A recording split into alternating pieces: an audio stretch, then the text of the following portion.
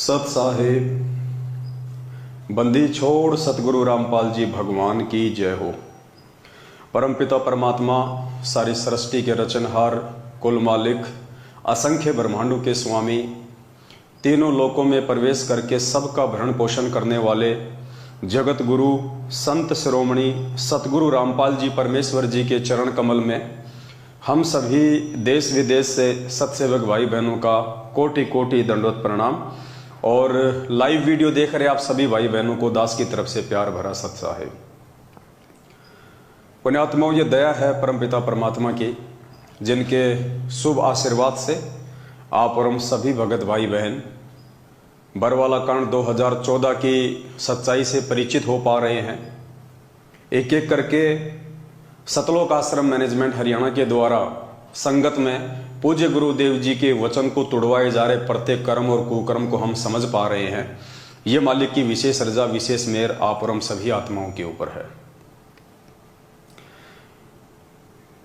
कुछ भगत भाई बहन लाइव जुड़ जाएं, और जो लाइव जुड़ चुके हैं उनसे दास की प्रार्थना है आप जी वीडियो को ज़्यादा से ज़्यादा शेयर करें, ताकि सभी भगत भाई बहनों तक जो संदेशा परमपिता परमात्मा दिलवाना चाहते हैं वो संदेशा परमात्मा की आत्माओं तक पहुँचे।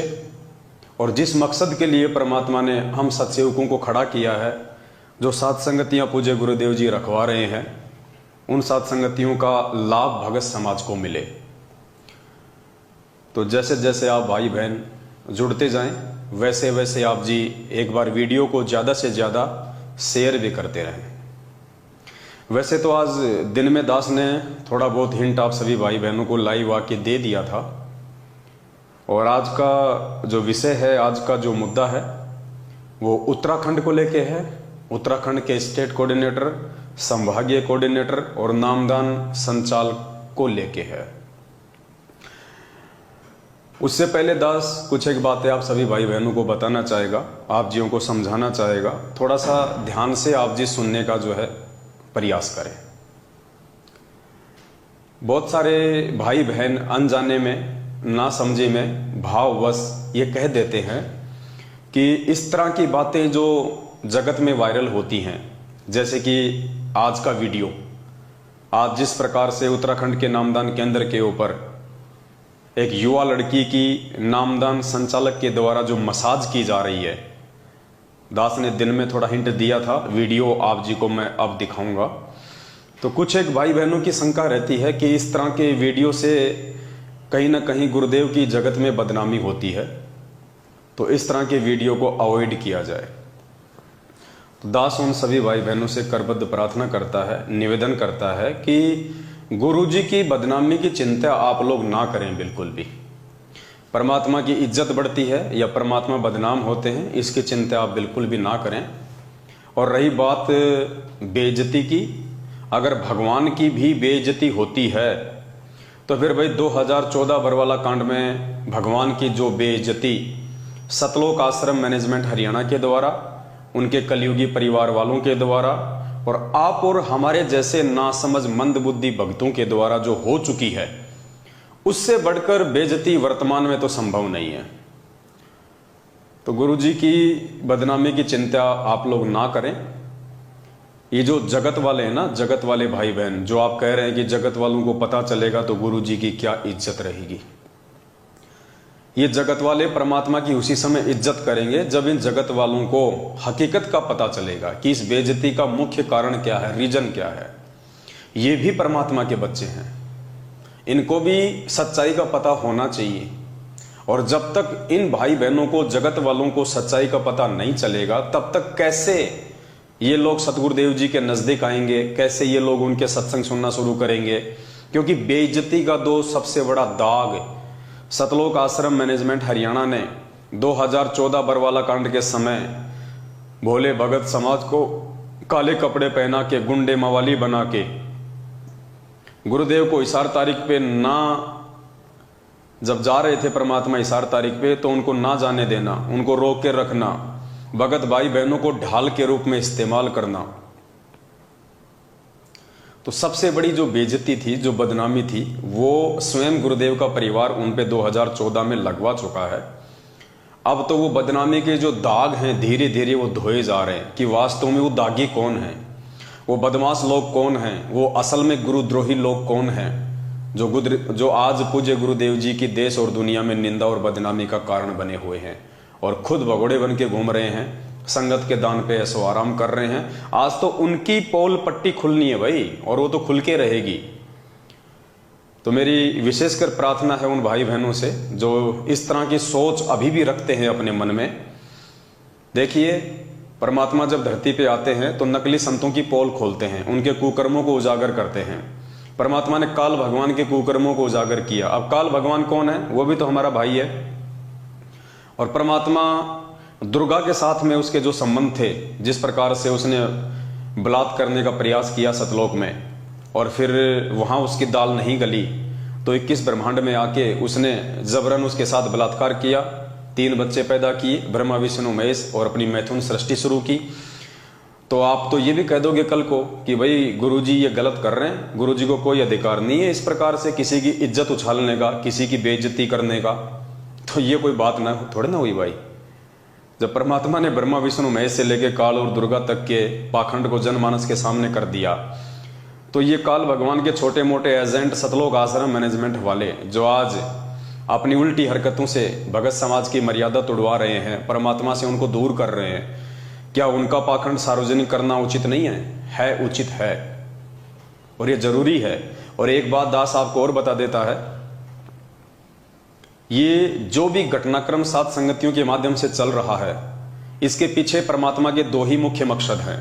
क्योंकि सात संगति, सबसे पहले तो आपको ये जान लेनी चाहिए कि वर्तमान में जो 7 संगतियां शुरू हैं, ये 7 संगतियां कोई मनमुखी रूप से नहीं है। सतगुरु रामपाल जी भगवान के विशेष आशीर्वाद से 7 संगतियां शुरू हैं। और इन 7 संगतियों को शुरू करवाने के पीछे सतगुरुदेव जी के 2 मकसद हैं मुख्य।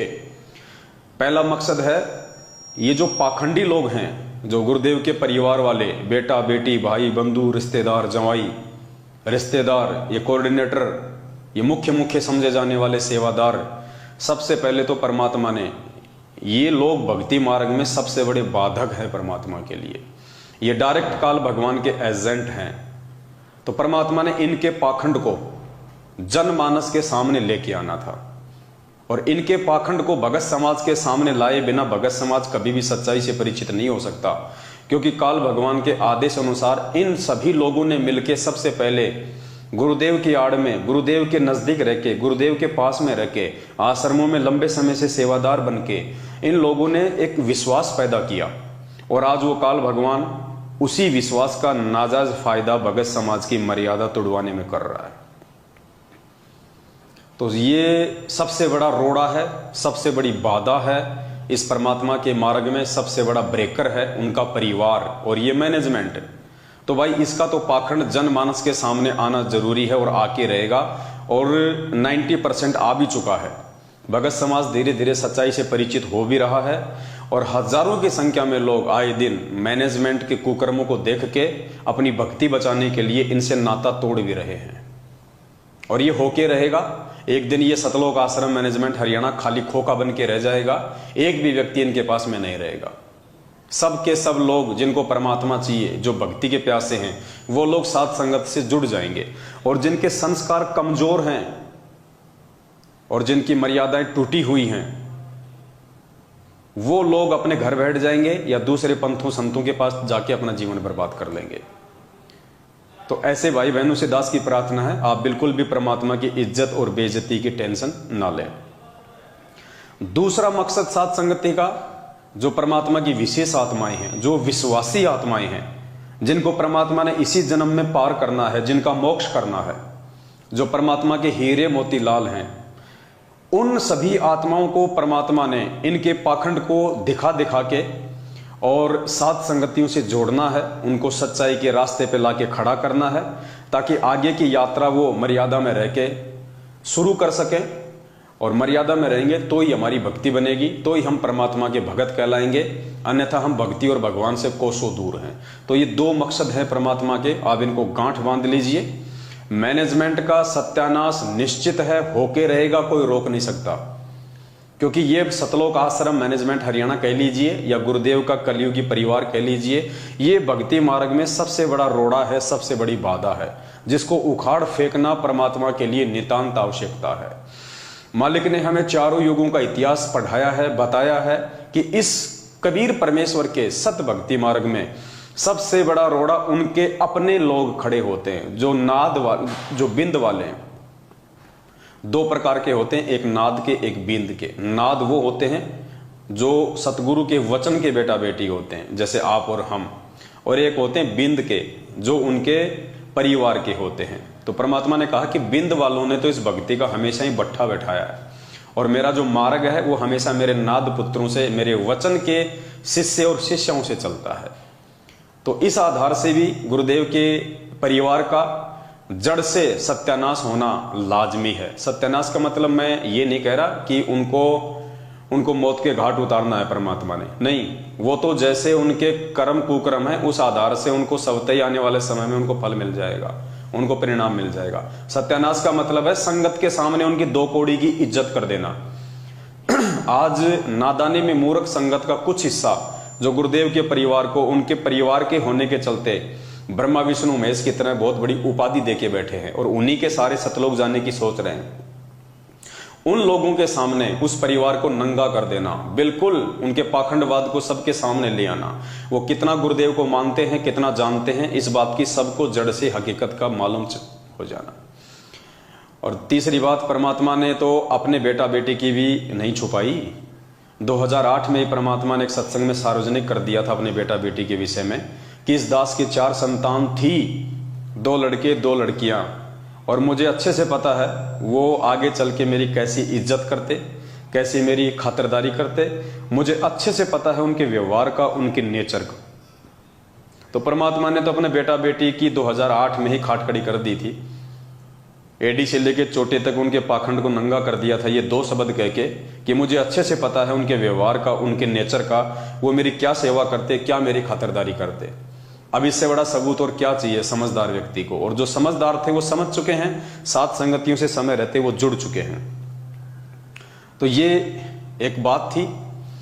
दूसरी बात, कुछ भाई बहन कहते हैं कि ये निंदा चुगली में आता है, तो उनसे मेरी प्रार्थना है, अभी आप निंदा और चुगली की परिभाषा से परिचित नहीं है। जिस दिन आप निंदा और चुगली की परिभाषा से परिचित हो जाएंगे, उस दिन आप लोग भी दास की सेवा में हाथ बटाना शुरू कर देंगे। अभी आप लोगों की दुनिया वालों की तरह वैसे ही सोच है जैसे जब गुरुजी नकली संतों और पंथों की पुस्तकें दिखा दिखा के सत्संगों के माध्यम से पोल खोलते हैं, राधा स्वामी पंथ की, जय गुरुदेव पंथ की, अन्य पंथों की। तो उनके जो अनुयायी होते हैं या अन्य जो नासमझ जगत वाले लोग हैं, वो कहते हैं कि तुम्हारे गुरुजी तो निंदा करते हैं, क्योंकि अभी उनको निंदा की परिभाषा का ही नहीं पता। परमात्मा कहते हैं, साचा शब्द कबीर का प्रकट किया जगमाही, और जैसे को तैसा कहे सो तो निंदा नाही। चोर को चोर कहना, ठग को ठग कहना, साहूकार को साहूकार कहना, उसकी निंदा चुगली में नहीं आता है।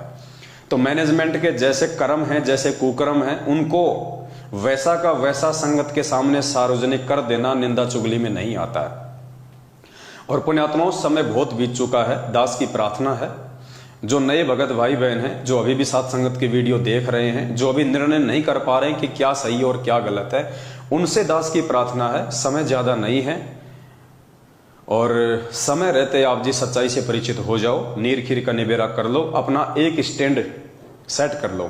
2 नाव की सवारी करोगे, ना घर के रहोगे ना घाट के, धोबी की कुत्ते वाली हालत हो जाएगी आने वाले दिनों में। अगर भक्ति करनी है तो आपने सच्चाई का साथ देना पड़ेगा, आपने सच्चाई के रास्ते पे चलना पड़ेगा। झूठ और झूठों का साथ देके कोई भी व्यक्ति आज तक परमात्मा को प्राप्त नहीं कर पाया है। और इस दुनिया में, इस कबीर परमेश्वर के सत भक्ति मार्ग में सबसे बड़ा झूठा, सबसे बड़ा ठग और सबसे बड़े दुष्ट यदि कोई है तो उनका परिवार है, ये सतलोक आश्रम मैनेजमेंट हरियाणा है। ये सबसे बड़े बाधक है, सबसे बड़ा रोड़ा है। आज तक इस परमेश्वर को जितना भी और जिन जिन लोगों ने भी दुखी किया है, उसमें सबसे पहला नंबर गुरुदेव के परिवार का है, इस मैनेजमेंट का है। 2014 के बाद से जितने भी भक्ति विरुद्ध कुकर्म आप भाई बहनों से करवाए गए हैं, इस मैनेजमेंट ने करवाए, गुरुजी के परिवार ने कराए, हमने नहीं करवाए।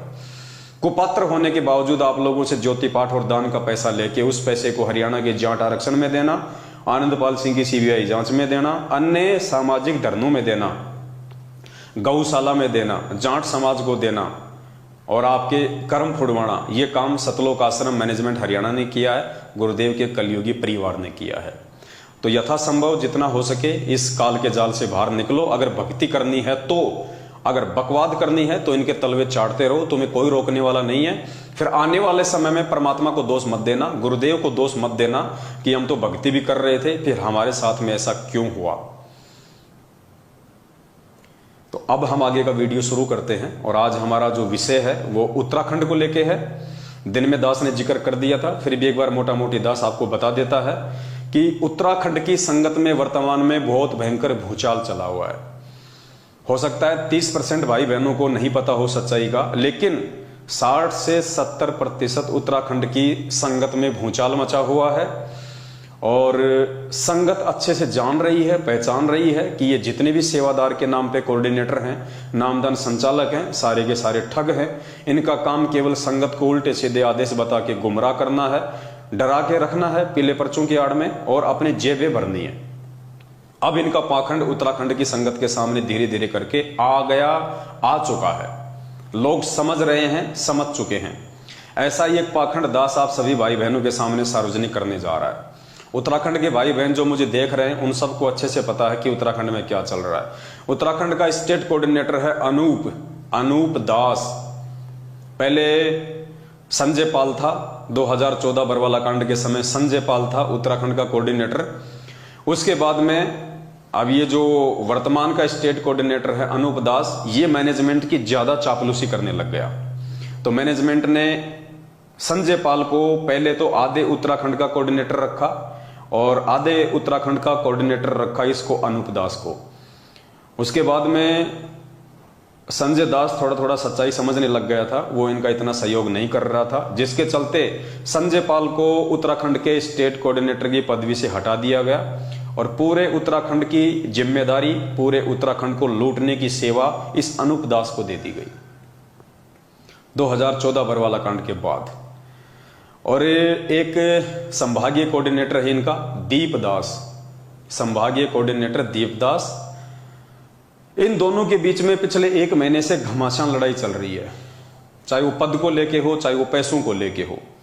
ज्यादातर उत्तराखंड की संगत को इस बात का पता है। इन दोनों के बीच में भयंकर लड़ाई झगड़ा चल रहा है। दोनों की आपस में माँ बहन होती है, माँ बहन की गालियों से ये बातें करते हैं, एक दूसरे की निंदा चुगली करते हैं और 20 लाख का गबन का आरोप उत्तराखंड के स्टेट कोऑर्डिनेटर अनूप दास ने दीप दास जो कि संभागीय कोऑर्डिनेटर है उसके ऊपर लगा रखा है। और दोनों बराबर की टक्कर के हैं। दीप दास भी पद छोड़ने को तैयार नहीं है, अनूप दास तो छोड़ने को तैयार हो गए कहां से, क्योंकि वो तो 7 साल से मोटी मोटी मलाई खा रहा है, तो उसको तो हराम की खाने की आदत लग चुकी है, वो तो छोड़ ही कैसे देगा। तो दोनों के बीच में पैसों को लेके भयंकर मारामारी हो रही है। उत्तराखंड का स्टेट कोऑर्डिनेटर नहीं चाहता है कि अनूप दास दीप दास उत्तराखंड का संभागीय कोऑर्डिनेटर रहे, इसलिए उसको हटाने की तैयारी चल रही है।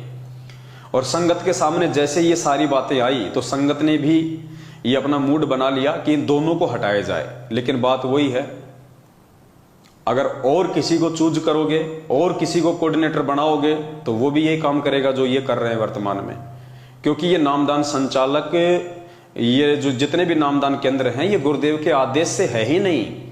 इसलिए आप जितने भी नामदान केंद्र खोलोगे, जितने भी नामदान केंद्रों पे इन लोगों को बैठाओगे, ये सब के सब लोग संगत को ही ठगेंगे और इनका दूसरा कोई काम नहीं है काल प्रेरणा से। ये आप लोगों को भक्ति मार्ग की बातें नहीं बता सकते, आप लोगों को ज्ञान की बातें नहीं बता सकते, ये केवल आपकी मर्यादा तोड़वा सकते हैं, आपको भक्ति और भगवान से धीरे धीरे करके दूर लेके जा सकते हैं। तो आजकल हो क्या रहा है कि अनूप दास का एक रिश्तेदार है जोगा दास। अनूप दास जो स्टेट कोऑर्डिनेटर है उत्तराखंड का, उसका रिश्तेदार है जोगा दास, जो लोहा घाट है या बाला घाट है, मैं भूल जाता हूं बार बार, वहां का नामदान संचालक है जोगा दास, अनूप दास का रिश्तेदार। अब दीप दास और अनूप दास के बीच में लड़ाई चल रही है।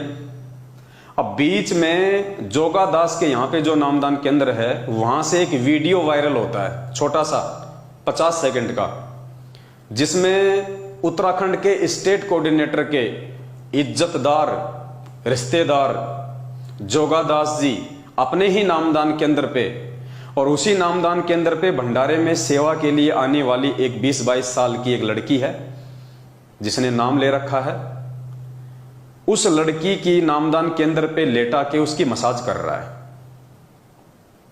लड़की जो है औंधी लेटी हुई है और एक मशीन है जो हेड मसाज की आती है, उस मसाज से उसकी कमर की मसाज कर रहा है खुद जोगादास। है तो बेहद शर्म की बात, है तो बेहद घटिया बात, बेहद निंदनीय है।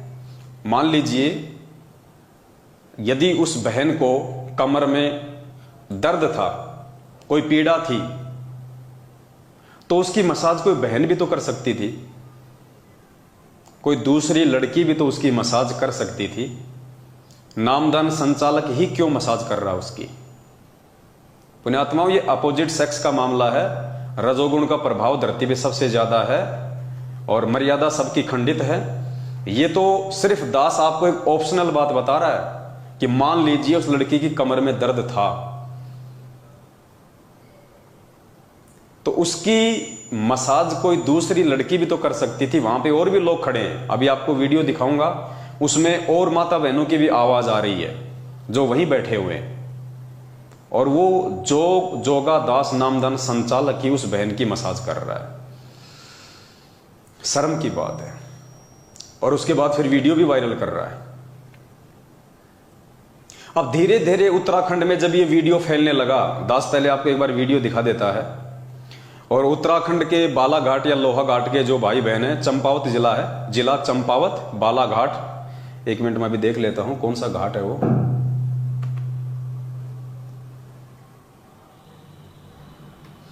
ये नामदान केंद्र या मसाज केंद्र जोगादास नामदान संचालक लोहाघाट है, लोहाघाट नामदान केंद्र है ये, जिला चंपावत, उत्तराखंड। ये जोगादास जी हैं जो कि वहां के नामदान संचालक हैं, और उत्तराखंड के स्टेट कोऑर्डिनेटर अनूप दास के ये रिश्तेदार हैं। ये सामने सतगुरु रामपाल जी भगवान की फोटो है, ये नामदान केंद्र का सीन है। सामने सतगुरु रामपाल जी भगवान का बड़ा सारा पोस्टर लगा हुआ है। इधर ये 20-22 साल की ये लड़की है, युवा लड़की है, जो वहां के नामदान केंद्र पे सेवा करने आती है। भाई साहब के हाथ में ये मशीन है और ये कमर के नीचे के हिस्से की ये इसकी मसाज कर रहा है। और मसाज तो बहुत काफ़ी समय की इसने, हो सकता है 20-25 मिनट तक मसाज की हो, लेकिन वीडियो केवल 50 सेकंड का ही आया है। तो आप एक बार वीडियो देख लीजिएगा।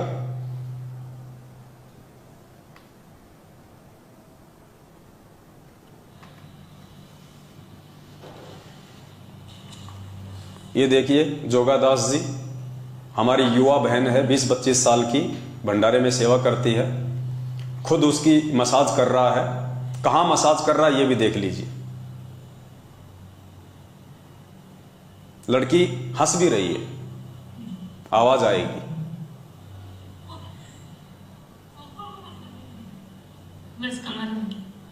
और भी लोग खड़े हैं। भाई साहब वॉल्यूम थोड़ा तेज कर रहा है। अरे हंसो मत बहन जी, हंसो मत, कोई नहीं देख रहा, कोई नहीं देख रहा, हंसो मत। तो पुण्यात्माओं, ये वीडियो आप सभी भाई बहनों के सामने, जो उत्तराखंड के लोग हैं वो अच्छे से जानते हैं इनको, अच्छे से पहचानते हैं इनको, इसलिए ये कोई झूठा वीडियो नहीं है, ये कोई फर्जी वीडियो नहीं है। अब ये शर्म की बात है, ये सोचने की बात है। ये लोग इतने काल प्रेरित हो चुके हैं रजोगुण के प्रभाव से, इनको इतनी भी तमीज नहीं है, इनको इतनी भी कॉमन सेंस नहीं है कि एक युवा लड़की जो 20 से 25 साल की उम्र की है, नामदान केंद्र पे सेवा करती है, और मान लीजिए कि किसी कारण से इस लड़की की कमर में दर्द भी हो रहा होगा, चलो हम ये मान लेते हैं, तो भी इस नालायक व्यक्ति को, इस मूर्ख प्राणी को ये शर्म आनी चाहिए थी इस लड़की की खुद मसाज करते हुए। इसके घर में इसकी पत्नी भी है, इसके घर में इसकी बेटी भी होगी, नामदान केंद्र पे और भी माता बहनों की आवाज आ रही है, क्या वो मसाज नहीं कर सकती थी? क्या ये मशीन कोई कंप्यूटर से चलती है क्या, जो केवल जोगा दास को ही मालूम है? इसको यही इसका एक्सपीरियंस होल्डर है। और दूसरी बात, पुण्यात्माओं, अगर ये मसाज के अंदर नहीं है, अगर ये नामदान के अंदर मसाज के अंदर नहीं है, तो जोगा दास के घर में ये मशीन का क्या काम है? ये मशीन तो नाई की दुकान पे होनी चाहिए। इस मशीन से तो नाई लोग मसाज करते हैं। पहली बात तो भगत को कोई मतलब ही नहीं है अपने घर पे मसाज की मशीन रखने का, तो ये मशीन क्यों रखी हुई है? इससे आइडिया लगा सकते हैं आप लोग। ये मसाज के बहाने ये लोग किस क्रिया को जन्म दे रहे हैं? मसाज के बहाने इन नामदान केंद्रों पे क्या चल रहा है? ये नामदान संचालक नहीं है, ये काल भगवान के एजेंट हैं। अब ये युवा लड़की 20-25 साल की उम्र ही क्या होती है, कभी भी बहक सकती है, कैसे भी बहल सकती है। आए दिन संगत में ऐसे ही मुकदमे हो रहे हैं। युवा लड़के लड़कियां पुस्तक सेवा करने जाते हैं, आते वक्त दोनों सेटिंग कर लेते हैं। बहुत सारे केस है ऐसे। पुस्तक सेवा के बहाने माँ बाप अपने युवा बेटा बेटियों को भेज देते हैं और वो आपस में अपनी सेटिंग कर लेते हैं। बहुत सारे मुकदमे हुए पड़े हैं संगत में, बहुत सारे। तो देखिए आपकी आंखों के सामने क्या हो रहा है यहां पे। शर्म की बात है पुण्यात्माओं, शर्म की बात है। ऐसे लोगों की वजह से, ऐसे दुष्ट प्राणियों की वजह से, ऐसे एडी से लेके चोटी तक रजोगुण से ओतप्रोत इन महान पुरुषों की वजह से आज सतगुरु रामपाल जी भगवान बदनाम है। अरे वीडियो बना के वायरल करने की क्या जरूरत थी महापुरुष? इस वीडियो को रोकने के लिए, इस वीडियो को वायरल ना हो, इस वीडियो को रोकने के लिए उत्तराखंड का स्टेट कोऑर्डिनेटर अनूप दास एडी से चोटी तक का जोर लगा रहा था। एडी से चोटी तक का। क्यों? क्योंकि ये उसका रिश्तेदार है। और दीप दास को यदि संभागीय कोऑर्डिनेटर के पद से हटाया जा रहा है तो फिर इसको क्यों रखा जाएगा? इसलिए इस वीडियो को उसने बहुत सारी जगहों से उसने डिलीट भी करवाया, बहुत सारे लोगों पे उसने दबाव भी डाला गुरुजी का आदेश बता के कि इस वीडियो को आगे शेयर ना किया जाए वरना नामखंड हो जाएगा। क्यों? क्योंकि इसके रिश्तेदार की इज्जत पे आन पड़ी है। अगर दीपदास को हटाना है तो फिर रिश्तेदार को भी हटाना पड़ेगा। अब रिश्तेदार को हटा नहीं सकता क्योंकि रिश्तेदार उसको पैसे कमा कमा के दे रहा है। रिश्तेदार भी अच्छे तरीके से मसाज कर रहा है, बढ़िया, उसका भी मन बहल रहा है। इसलिए 1 महीने से उत्तराखंड के स्टेट कोऑर्डिनेटर अनूप दास और संभागीय कोऑर्डिनेटर दीप दास के बीच में 36 का आंकड़ा हो रखा है। पुण्यात्माओं, इस सारी गंदगी के बीच में कौन पिस रहा है, कौन मर रहा है? नुकसान किसका है? परमात्मा का और संगत का। सबसे बड़ा नुकसान संगत का। अब आप सोचिए, ऐसे रजोगुण से प्रभावित व्यक्तियों के नामदान केंद्रों पे जाके आप क्या नाम शुद्ध करवाएंगे? आप इनके तो खुद के नामखंड पड़े, इन व्यक्तियों के तो खुद के नामखंड पड़े हैं, तुम्हारे नाम कहां से शुद्ध करवाएंगे? और जो इज्जतदार भाई बहन हैं, जिनके समाज में इज्जत है, जो अच्छे घरों के भगत भाई बहन हैं, उनसे मेरी हाथ जोड़ के विनती है, पहली बात तो इन फर्जी नामदान केंद्रों पे आप जाइए मत, क्योंकि ये काल भगवान के नामदान केंद्र हैं, ये सतगुरु रामपाल जी भगवान के नहीं हैं। और फिर भी यदि आप अपनी छोटी सोच के चलते, हमारी बातों को महत्व ना देने के चलते इन नामदान केंद्रों पे जाना पसंद भी करते हैं, तो भाई मेरी हाथ जोड़ के विनती है, आपकी जो युवा लड़कियां हैं, आपकी युवा बहन है, आपकी युवा पत्नी है या आपकी लड़की है, आप उनको अकेले में किसी भी नामदान केंद्र पे ना भेजिए, क्योंकि हर नामदान केंद्र पे भगत के भेष में एक भेड़िया बैठा है, एक राक्षस बैठा है। कब आपकी बहन बेटी और पत्नी के साथ में कुकर्म हो जाए कोई भरोसा नहीं है, कोई गारंटी नहीं है। कल को यह मत कहना कि हमारे को किसी ने बताया नहीं। सबको पता है, आज से 2 साल पहले मध्य प्रदेश के धार जिले के नामदान केंद्र पे आदिवासी समाज की एक भूरी दासी नाम की बहन, दास ने 3 घंटे का वीडियो बनाया था। अपने 3 बच्चों के साथ में या 2 बच्चों के साथ में, छोटे छोटे बच्चों के साथ में नाम शुद्ध करवाने गई थी। पुण्यात्माओं, धार जिले का नामदान सेवादार, उसका नाम भूल गया मैं, क्या नाम था भगत जी उसका, ध्यान है? जो मर गया अभी, एक्सीडेंट में मरा, उसका नाम दास के दिमाग से निकल गया। भैरूलाल जो धार जिले के नामदान पे सेवा करता था, फार्म भरने की, नाम दीक्षा दिलवाने की। हालांकि अभी 1 महीने पहले उसका एक्सीडेंट हुआ और वो मर गया, अकाल मौत, ट्रैक्टर के नीचे दब के। अब जैसे कर्म करोगे वैसे परिणाम तो मिलेंगे। उस व्यक्ति ने उस बहन के साथ 8 दिन तक नामदान केंद्र के ऊपर बलात्कार किया, उस बहन को अपनी हवस का शिकार बनाया। और जब मामला सबके सामने आ गया तो देखिए, दुष्ट लोग, मैनेजमेंट वाले, उस मामले को दबाने के लिए गुरुजी का आदेश बता रहे हैं कि गुरुजी का आदेश है इस मामले को दबा दिया जाए। 10-15 लाख रुपए उस बहन के पति को भी दिए ताकि वो अपनी FIR वापस ले ले। उस बहन को कोर्ट में ले जाके एफिडेविट लिखवा लिया कि हमें आपस में प्यार हो गया था। 3 बच्चों की माँ वो भूरी दासी, 2 बच्चों का बाप वो भैरूलाल, और आपस में उनको आई लव यू हो गया। ये है काल प्रेरित लोगों की सोच, ये है नामदान केंद्रों की हकीकत। एक नहीं, कुछ दिन पहले, लगभग 7-8 महीने हुए होंगे, हरियाणा के सोनीपत नामदान केंद्र से नामदान संचालक रणवीर को हटा दिया गया था। क्यों? वहां जो माता बहनें आती थी वो उनके मोबाइल नंबर लेके फिर रात को मीठी मीठी बातें करता था। उसकी एक ऐसी ही ऑडियो किसी बहन के साथ वायरल हो गई, अश्लील बातें करते हुए।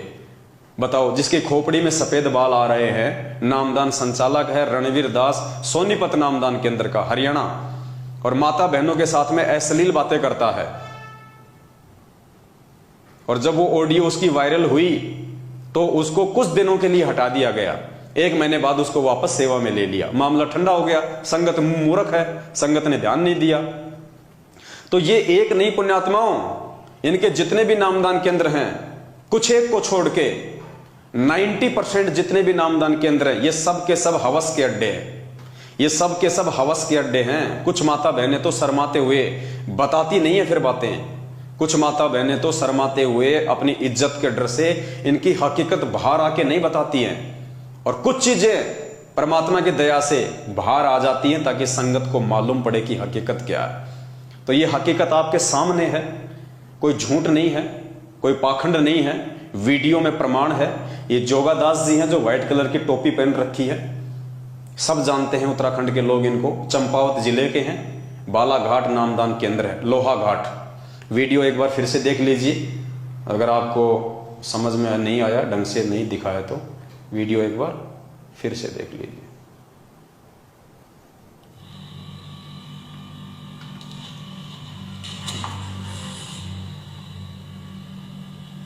ऐसे दर्द हो गया। ये दूसरी लड़की है, साइड में खड़ी हुई है, लेकिन उससे नहीं करवा रहा। और देखिए कहां मशीन चला रहा है, शर्म की बात है।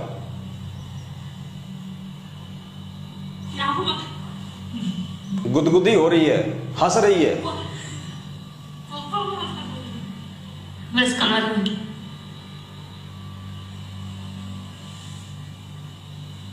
अरे वॉल्यूम ज्यादा मत कर, रहने दे भाई, वॉल्यूम ज्यादा मत कर। अरे धीरे धीरे धीरे धीरे धीरे, और भी लोग देख रहे हैं, लाखों लोग देख रहे हैं, धीरे, हंसो मत। तो यह है पुण्यात्माओं हकीकत इन फर्जी नामदान केंद्रों की। आए दिन दास कुत्ते की तरह भोगता रहता आप सभी भाई बहनों को। और निवेदन करूंगा, फिर से निवेदन करूंगा, जो इज्जतदार भाई बहन हैं, जिन्होंने गलती से इन फर्जी नामदान केंद्र से नाम दीक्षा ले ली ऑनलाइन या वहां जाके, प्रार्थना है अपनी माता बहनों को, अपनी बेटियों को अकेले में, कम से कम अकेले में इन नामदान केंद्रों पे भेजने की महागलती ना करें। कब आपकी घर की इज्जत को बाजार में नंगा कर दिया जा सकता है, कोई भरोसा नहीं है, कोई भरोसा नहीं है। ये राक्षस लोग हैं। अरे जो सतगुरु रामपाल जी भगवान के साथ में दगा कर सकते हैं, उनकी संगत के साथ में दगा कर सकते हैं, आपकी बहन बेटियां उनके लिए क्या महत्व रखती हैं? तो दास की प्रार्थना है, थोड़ा बचिए इन लोगों से और बचाइए अपने घर की इज्जत को इन फर्जी नामदान केंद्रों पे भेज के। और पुण्यात्माओं, समय रहते साथ संगति से जुड़ जाओ। और एक बार आप साथ संगति से जुड़े, आपको किसी नामदान केंद्र पे जाने की जरूरत नहीं है, आपको कहीं कोई नाम शुद्ध करवाने की जरूरत नहीं है, क्योंकि जिस दिन आप सात संगति से जुड़ जाओगे, सत्य से परिचित हो जाओगे, आपकी आत्मा इतनी दृढ़ हो जाएगी और सात संगति से जुड़ने के चलते आपको इतना विश्वास हो जाएगा, आप जिंदगी में मर्यादा खंडित नहीं करोगे। और जो मर्यादा खंडित नहीं करेगा उसको क्या जरूरत है फर्जी नामदान केंद्रों पे धक्के खाने की, अपनी इज्जत उतरवाने की। तो देखिए कैसे नंगा नाच इन नामदान केंद्रों पे चल रहा है, कैसा नंगा नाच। कॉमन सेंस भी नहीं है इन लोगों को, काल इस कदर इनकी बुद्धि पे सवार है, इनको कॉमन सेंस भी नहीं है कि हो क्या रहा, हम क्या कर रहे हैं, हम किस रास्ते पे जा रहे हैं। ये परमात्मा की विशेष मेहर समझ लेना पुण्यात्माओं, जो ये वीडियो बाहर निकल के आया है, वरना इस वीडियो को रोकने के लिए तो लाखों रुपए बर्बाद कर दिए मैनेजमेंट ने, संगत का लाखों रुपया, कि ये वीडियो संगत में वायरल ना हो। लेकिन भाई होने को कौन रोक सकता है? जब परमात्मा खुद ही चाह रहे हैं वीडियो को वायरल करवाना, तो भाई तुम्हारी क्या औकात है कि तुम 1 लाख क्या 1 करोड़ रुपया खर्च कर दो, वीडियो नहीं रुकने वाला। तो ये विशेषकर उत्तराखंड की संगत को तो समझ में आ जाना चाहिए पुण्यात्माओं, आप लोगों के जीवन के साथ में क्या खिलवाड़ किया जा रहा है, आप लोगों को कहां बैठाया जा चुका है काल भगवान की गोद में। अरे किस बात से डरते हो आप लोग, किस बात की चिंता है आप लोगों को? अरे नाम आपको संत रामपाल जी भगवान ने दिया, ज्ञान आपको संत रामपाल जी भगवान ने दिया, सतलोक आपको संत रामपाल जी भगवान लेके जाएंगे। तुम चापलूसी इन 2 कोटि के जीवों की क्यों कर रहे हो? तुम इनकी गुलामी क्यों कर रहे हो भाई? किस बात का डर है तुम्हें, किस बात का भय है? ये छोटे छोटे एजेंट हैं, ये तो छोटे छोटे एजेंट पृथ्वी लोक पे। कल को जब शरीर छोड़ोगे, त्रिकुटी पे जाओगे, तो परमात्मा कहते हैं 14 करोड़ यम के दूत मिलेंगे, 14 करोड़। उनका सामना कैसे करोगे भाई साहब? उनका सामना कैसे करोगे जब पृथ्वी लोक पे इन 2 कोटि के जीवों का सामना नहीं कर पा रहे तुम? आंखों देखने के बाद भी सच को सच कहने की तुम्हारी हिम्मत नहीं है, तुम कहां से सतलोक प्राप्त करोगे? ऐसी आत्माओं को तो परमात्मा तुरंत रिजेक्ट करता है, जो सच को सच नहीं कह सकते, आंखों देखने के बाद भी, प्रमाण देखने के बाद भी। जब से गुरुदेव जेल गए हैं तब से लेके आज तक आप लोगों को जितने भी आदेश सुनाए गए हैं, क्या कोई भी आदेश आपने गुरुदेव के मुख कमल से सुना है? क्या आप में से कोई भी व्यक्ति हिसार जेल में गया है गुरुदेव से सुनने के लिए कि यह आदेश सही है गलत है? सिर्फ देखा देखी, भेड़ चाल। भाई 650 साल पहले के इतना ऐसी लात लगेगी, असंख्य युग बीत जाएंगे यहां गधे कुत्ते सुअर बनते हुए। परमात्मा कहते हैं जब तक ना देखे निज नैना तब तक ना माने अपने गुरु के बहना। परमात्मा यहां तक कहते हैं कि अपने गुरु की बातों पे भी तब तक यकीन ना करो जब तक अपनी आंखों से ना देख लो। थर्ड पर्सन कुछ भी बोले उस पर यकीन नहीं करना। कोई भी ऐरा गहरा व्यक्ति एक पीला पर्चा कंप्यूटर से टाइप करके तुम्हें निकाल देता है और नीचे लिख देता है संत रामपाल दास, वो गुरु जी का आदेश हो गया। मैं बना दूं पीला पर्चा और नीचे लिख देता हूं संत रामपाल दास और कह देता हूं जितनी भी संगत है सब अपनी प्रॉपर्टीज पवन दास के नाम पे कर दो, एक भी कर देगा क्या? तो क्यों? तुम मूर्ख हो, तुम गधे हो, तुम्हारी बुद्धि उस स्तर की काम नहीं कर रही। रह जाओगे, रोगे सिर पे हाथ रख के। बाद में बता रहा हूं तुम्हें, कुछ हाथ नहीं लगेगा। ये परीक्षा चल रही है, परीक्षा, मजाक नहीं चल रहा। 2014 के बाद से भगवान हमारी कदम कदम पे परीक्षा ले रहा है, इसको मजाक मत समझ लेना। रह जाओगे, रोगे सिर पे हाथ रख के, कुछ नहीं मिलेगा। बाद में फिर कहते रहना अरे यार वो पवन दास तो बिल्कुल ठीक कहा करता था, अरे यार हमने ध्यान ही नहीं दिया। अब फिर बाद में भगवान ध्यान नहीं देगा। आज अगर तुम ध्यान नहीं दे रहे ना तो कल को परमात्मा ध्यान नहीं देगा। सिर पे हाथ रख के रोगे, धरती पे ठिकाना नहीं होगा। ये भगवान किसी का सगा नहीं है। तो उत्तराखंड के भाई बहनों से मेरी हाथ जोड़ के विनती है, मेरी प्रार्थना है, पुण्यात्माओं इस काल के जाल से बाहर निकलो। अरे मेरा क्या स्वार्थ है भाई? तुम लोगों ने मुझे ज्योति का पैसा दिया क्या? पाठ का पैसा दिया क्या? दान का पैसा दिया क्या? किस बात से नफरत भैया? किस बात से मुंह छुपा के बैठे हो? मैं तुम्हारा जेठ हूं क्या? मेरे से शर्म आती है क्या तुम्हारे को? है जो पवन दास का मुंह देख लोगे तो नाम खंड हो जाएगा। मैं तुम्हारा जेठ लगता हूं? तुम तो काल भगवान से भी इतने नहीं डरते जितना मुझ पवन दास से डरते हो। तो भक्ति क्या खाक करोगे? जब तुम मेरे से पृथ्वी लोक पे इतना डर रहे हो तो ऊपर जाओगे और काल भगवान मिलेगा और उसके एजेंट मिलेंगे, तब तो तुम्हारा सब कुछ एक हो जाएगा। तुम कहां टिक पाओगे उनके सामने जब पवन दास के वीडियो देखने की तुम हिम्मत नहीं कर सकते, पवन दास से बात करने की तुम हिम्मत नहीं कर सकते, तुम्हें इतना भय है। अरे ऊपर जाओगे किस ब्रह्मांड के स्वामी से तो तुम नजर भी नहीं मिला पाओगे, तुम्हारी पतलून गीली हो जाएगी उसको देखते ही। ये रिहर्सल चल रही है, परमात्मा रिहर्सल करवा रहा है सत्य असत्य की, धर्म और अधर्म की लड़ाई है। रोगे बात में सिर पे हाथ धर के, कुछ नहीं मिलेगा। तो उत्तराखंड वाले भाई बहनों से मेरी प्रार्थना है थोड़ा समझे इन चीजों को। और दूसरा ये देखिए, दास आपको पिछली बार भी ये दिखाना चाहता था लेकिन आपको दिखा नहीं पाया, मूर्खता की हद होती है।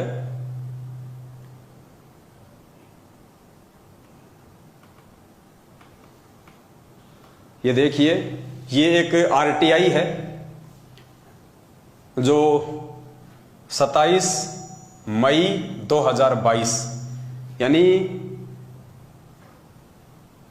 पिछले महीने की 27 तारीख को ये आरटीआई मध्य प्रदेश के भक्तों ने लगाई हिसार जेल में, ये जानने के लिए कि हिसार जेल के नाम से सतलोक आश्रम मैनेजमेंट हरियाणा जो पीले पर्चे भेजता है, फर्जी लेटर बना के भेजता है, नकली ऑडियो भेजता है, पुस्तकें छाप छाप के भेजता है कि गुरुजी ने जेल से लिख के भेजी हैं, ये सब सही हैं या गलत हैं, इनमें कितनी सच्चाई है, इस बात को जनमानस के सामने लाने के लिए कोई लॉर्ड बुद्धा फाउंडेशन नाम करके कोई एक संस्था है।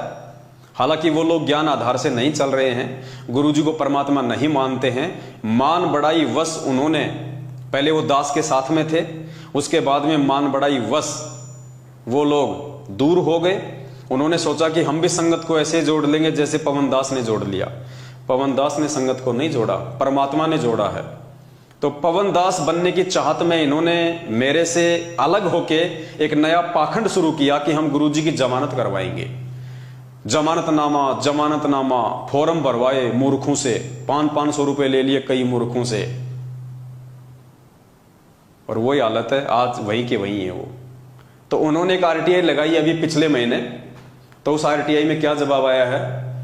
राज्य जन सूचना अधिकारी कम जेल अधीक्षक केंद्रीय हिसार जेल नंबर 2 सेवा में श्री BL सूर्यवंशी अध्यक्ष lord Buddha foundation 197/1 Surajpol Ranjit palace Surajpol Ratlam Madhya Pradesh. ये क्रमांक नंबर हैं आरटीआई के, ITR है या RTI क्या मुझे तो पता भी नहीं इनका। ये क्रमांक नंबर है 3165, दिनांक 27/5/2022। विषय सूचना के अधिकार अधिनियम 2005 की धारा 6/1 के तहत आवेदन एवं धारा 7/1 के तहत जानकारी दस्तावेज प्रदान करने बाबत। अब ये इन्होंने क्या सूचना मांगी थी, ये नीचे लिखा हुआ है, मांगी गई सूचना।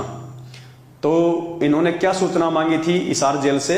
संत रामपाल दास जी केंद्रीय जेल नंबर 2 हिसार में वर्ष 2015 से बंद है के द्वारा वर्ष 2015 से अप्रैल 2022 तक की अवधि में संत रामपाल दास जी द्वारा जेल में रहते हुए जेल से बाहर पुस्तकें, पैम्पलेट, संदेश, ऑडियो, वीडियो जारी हुए हैं की प्रमाणित प्रतियां। तो इन्होंने ये आरटीआई लगाई कि 2015 से लेके आज 2022 तक संत रामपाल जी जो कि जेल में बंद हैं, उनके द्वारा बाहर यदि कोई ऑडियो, वीडियो, संदेश, पुस्तक, लेटर कुछ भी आया हो तो उसकी जानकारी दीजिए। तो जेल की तरफ से सूचना दी गई है, प्रदान की गई सूचना, कोई पुस्तकें, पैम्पलेट, संदेश, ऑडियो व वीडियो इत्यादि इस कार्यालय द्वारा प्रेषित नहीं किया गया है, इसलिए सूचना शून्य है। हिसार जेल से जवाब आया कि कोई भी ऑडियो, वीडियो, लेटर, पैम्पलेट, संदेश आज तक संत रामपाल जी के द्वारा हिसार जेल से बाहर नहीं भेजी गई है। पुण्यात्मा, आरटीआई है, सरकारी दस्तावेज है, कोई हाथ से बनाया हुआ नहीं है। इस पे भी कोई मूर्ख यकीन ना करे तो भाई उसकी बुद्धि पे पत्थर पड़े। फिर ये सारा का सारा षड्यंत्र ये मैनेजमेंट वाले अपने स्तर पे संगत को ठगने के लिए, देखो पुण्यात्मा, दास पहले भी कई बार स्पष्ट कर चुका है, दास आज भी आप लोगों को बोल रहा है, सतलोक आश्रम मैनेजमेंट हरियाणा और गुरुजी का परिवार, इन्होंने फाइनल मान लिया है कि संत रामपाल जी जेल से बाहर कतई नहीं आने वाले। क्योंकि जो व्यक्ति अपने गुरु को मानुष मानेगा, अपने जैसा मानेगा, एक इंसान मानेगा, वो उसी आधार से सोचेगा। तो इन्होंने देखा कि संत रामपाल जी के ऊपर डबल आजीवन उम्र कैद की सजा हो चुकी है, यानी मरते दम तक उनको जेल में रहना है। तो एक आम व्यक्ति मानने के चलते इनको फाइनल हो गया कि संत रामपाल जी अब जेल से बाहर नहीं आने वाले। अब संगत को हाथ से मत जाने दो, संगत का फायदा उठाओ। तो इन्होंने गुरुजी के आदेशों की आड़ में ये पैम्पलेट, पुस्तक, संदेश, ऑडियो, ये एक इन्होंने ड्रामा रचा कि संगत मूर्ख है, संगत भोली है, हम गुरुजी के परिवार वाले हैं, हम कोऑर्डिनेटर हैं, हम स्टेट कोऑर्डिनेटर हैं, संगत मूर्ख है, हमारे ऊपर ही विश्वास करेगी कि ये तो गुरुजी का भाई है, ये तो गुरुजी की बेटी है, ये तो गुरुजी का जवाई है, ये तो स्टेट कोऑर्डिनेटर है, आश्रम में गुरुजी के साथ में सेवा करता था, हमने इसको बहुत देखा आश्रम में। तो संगत हमारे ऊपर विश्वास करेगी और हम गुरुजी के आदेशों की आड़ में संगत को जम के लूटेंगे। और ये लूट पिछले 8 वर्षों से अनवरत जारी है। और इस लूट में मंदबुद्धि, नासमझ और बेबुद्धि किस्म के इंसान आते हैं जो इस लूट का हिस्सा बने हुए हैं, जो इतना ज्ञान लेने के बाद भी अपने गुरुजी के वचनों को छोड़ के, अपने गुरुदेव के सत्संग रूपी वचनों को छोड़ के, इन 2 कोडी के गुरुजी के परिवार वाले और कोऑर्डिनेटर और ये जगह जगह जो भिखारी बैठा दिए गए हैं नामदान केंद्र खोल खोल के, इनके आदेशों को महत्व दे रहे हैं। पुण्यात्माओं, कहां सतलोक जाओगे? ये रिहर्सल हो रही है, परमात्मा हमसे अभ्यास करवा रहा है कि जब तुम यही ठगे जा रहे हो तो ऊपर तुम कैसे साहूकार बनोगे? जब तुम यही नहीं समझ पा रहे कि मेरे गुरुदेव ने 27 साल से मुझे क्या पाठ पढ़ाया, बेटा राजनीति नहीं करनी, राजनीति बहुत गंदा खेल है, भगत को राजनीति से दूर रहना चाहिए, जगतकार भगत का 36 का आंकड़ा है, ना गलत काम करना, ना गलत काम में सहयोग देना, और तुम्हारे को एक पीला पर्चा निकाल के और राजनीति करवा के कि बीजेपी को ही वोट देना है। और एक पर्चे में तो इन महापुरुषों ने यहां तक लिख दिया कि जिन जिन भक्तों ने बीजेपी को वोट नहीं दिया उनका तो जिंदगी में कभी नाम ही शुद्ध नहीं होगा। गुरुजी का आदेश बता दिया। कमाल हो गया भाई, बताओ। राजस्थान का एक गैंगस्टर जो पुलिस एनकाउंटर में मारा गया था 4-5 साल पहले, आनंदपाल सिंह, बताओ उस गैंगस्टर का हम भक्तों का क्या संबंध है? लेकिन उस गैंगस्टर की सीबीआई जांच के समर्थन में तकरीबन 2000 भक्तों को राजस्थान के अजमेर में राजपूत करनी सेना की रैली में खड़ा कर दिया गया। और एक 2.5 फुट का आदमी, एलडी जोधपुर वाला लक्ष्मण दास, वो भी राजपूत, उस राजपूतों की सभा में मैनेजमेंट ने उस 2.5 फुट के आदमी को खड़ा कर दिया। 5 लाख रुपए का चेक भगत समाज के दान का उन राजपूतों को दिया। अब वो राजपूत क्या करेंगे भाई? धर्म भंडारे में लगाएंगे या शराब पिएंगे, राजनीति में लगाएंगे, उल्टे कामों में लगाएंगे। इसलिए आज ये संगत अकाल मौतों का कहर झेल रही है। इसलिए संत रामपाल जी भगवान की संगत में जितनी लाशें उठ रही हैं, इतनी तो नकली संतों की संगत में भी नहीं उठ रही। अकाल मौत, जबकि ये भगवान तो गारंटी देता है कि मेरे से नाम उपदेश लेने के बाद यदि आप मर्यादा में रहोगे, काल आपको छू भी नहीं सकता, काल आपको हाथ भी नहीं लगा सकता। ये परमात्मा का वचन है। फिर क्यों अकाल मौत हो रही है? क्यों आए दिन सारनामी लोग, सतनामी लोग गाड़ियों के नीचे एक्सीडेंट होकर मर रहे हैं, अकाल मौत मर रहे हैं, बीमारियों से मर रहे हैं? क्यों? क्योंकि इस सतलोक आश्रम मैनेजमेंट हरियाणा ने तुम्हारी मर्यादा तोड़वा रखी है। तुम्हें ना घर का छोड़ा, ना घाट का छोड़ा, तुम्हें धोबी का कुत्ता बना के छोड़ दिया इन लोगों ने। तो पुण्यात्माओं, समझ जाओ, हमारा तो केवल एक प्रयास है आप लोगों से विनती करने का। उसके बाद में देखिए एक पीला पर्चा,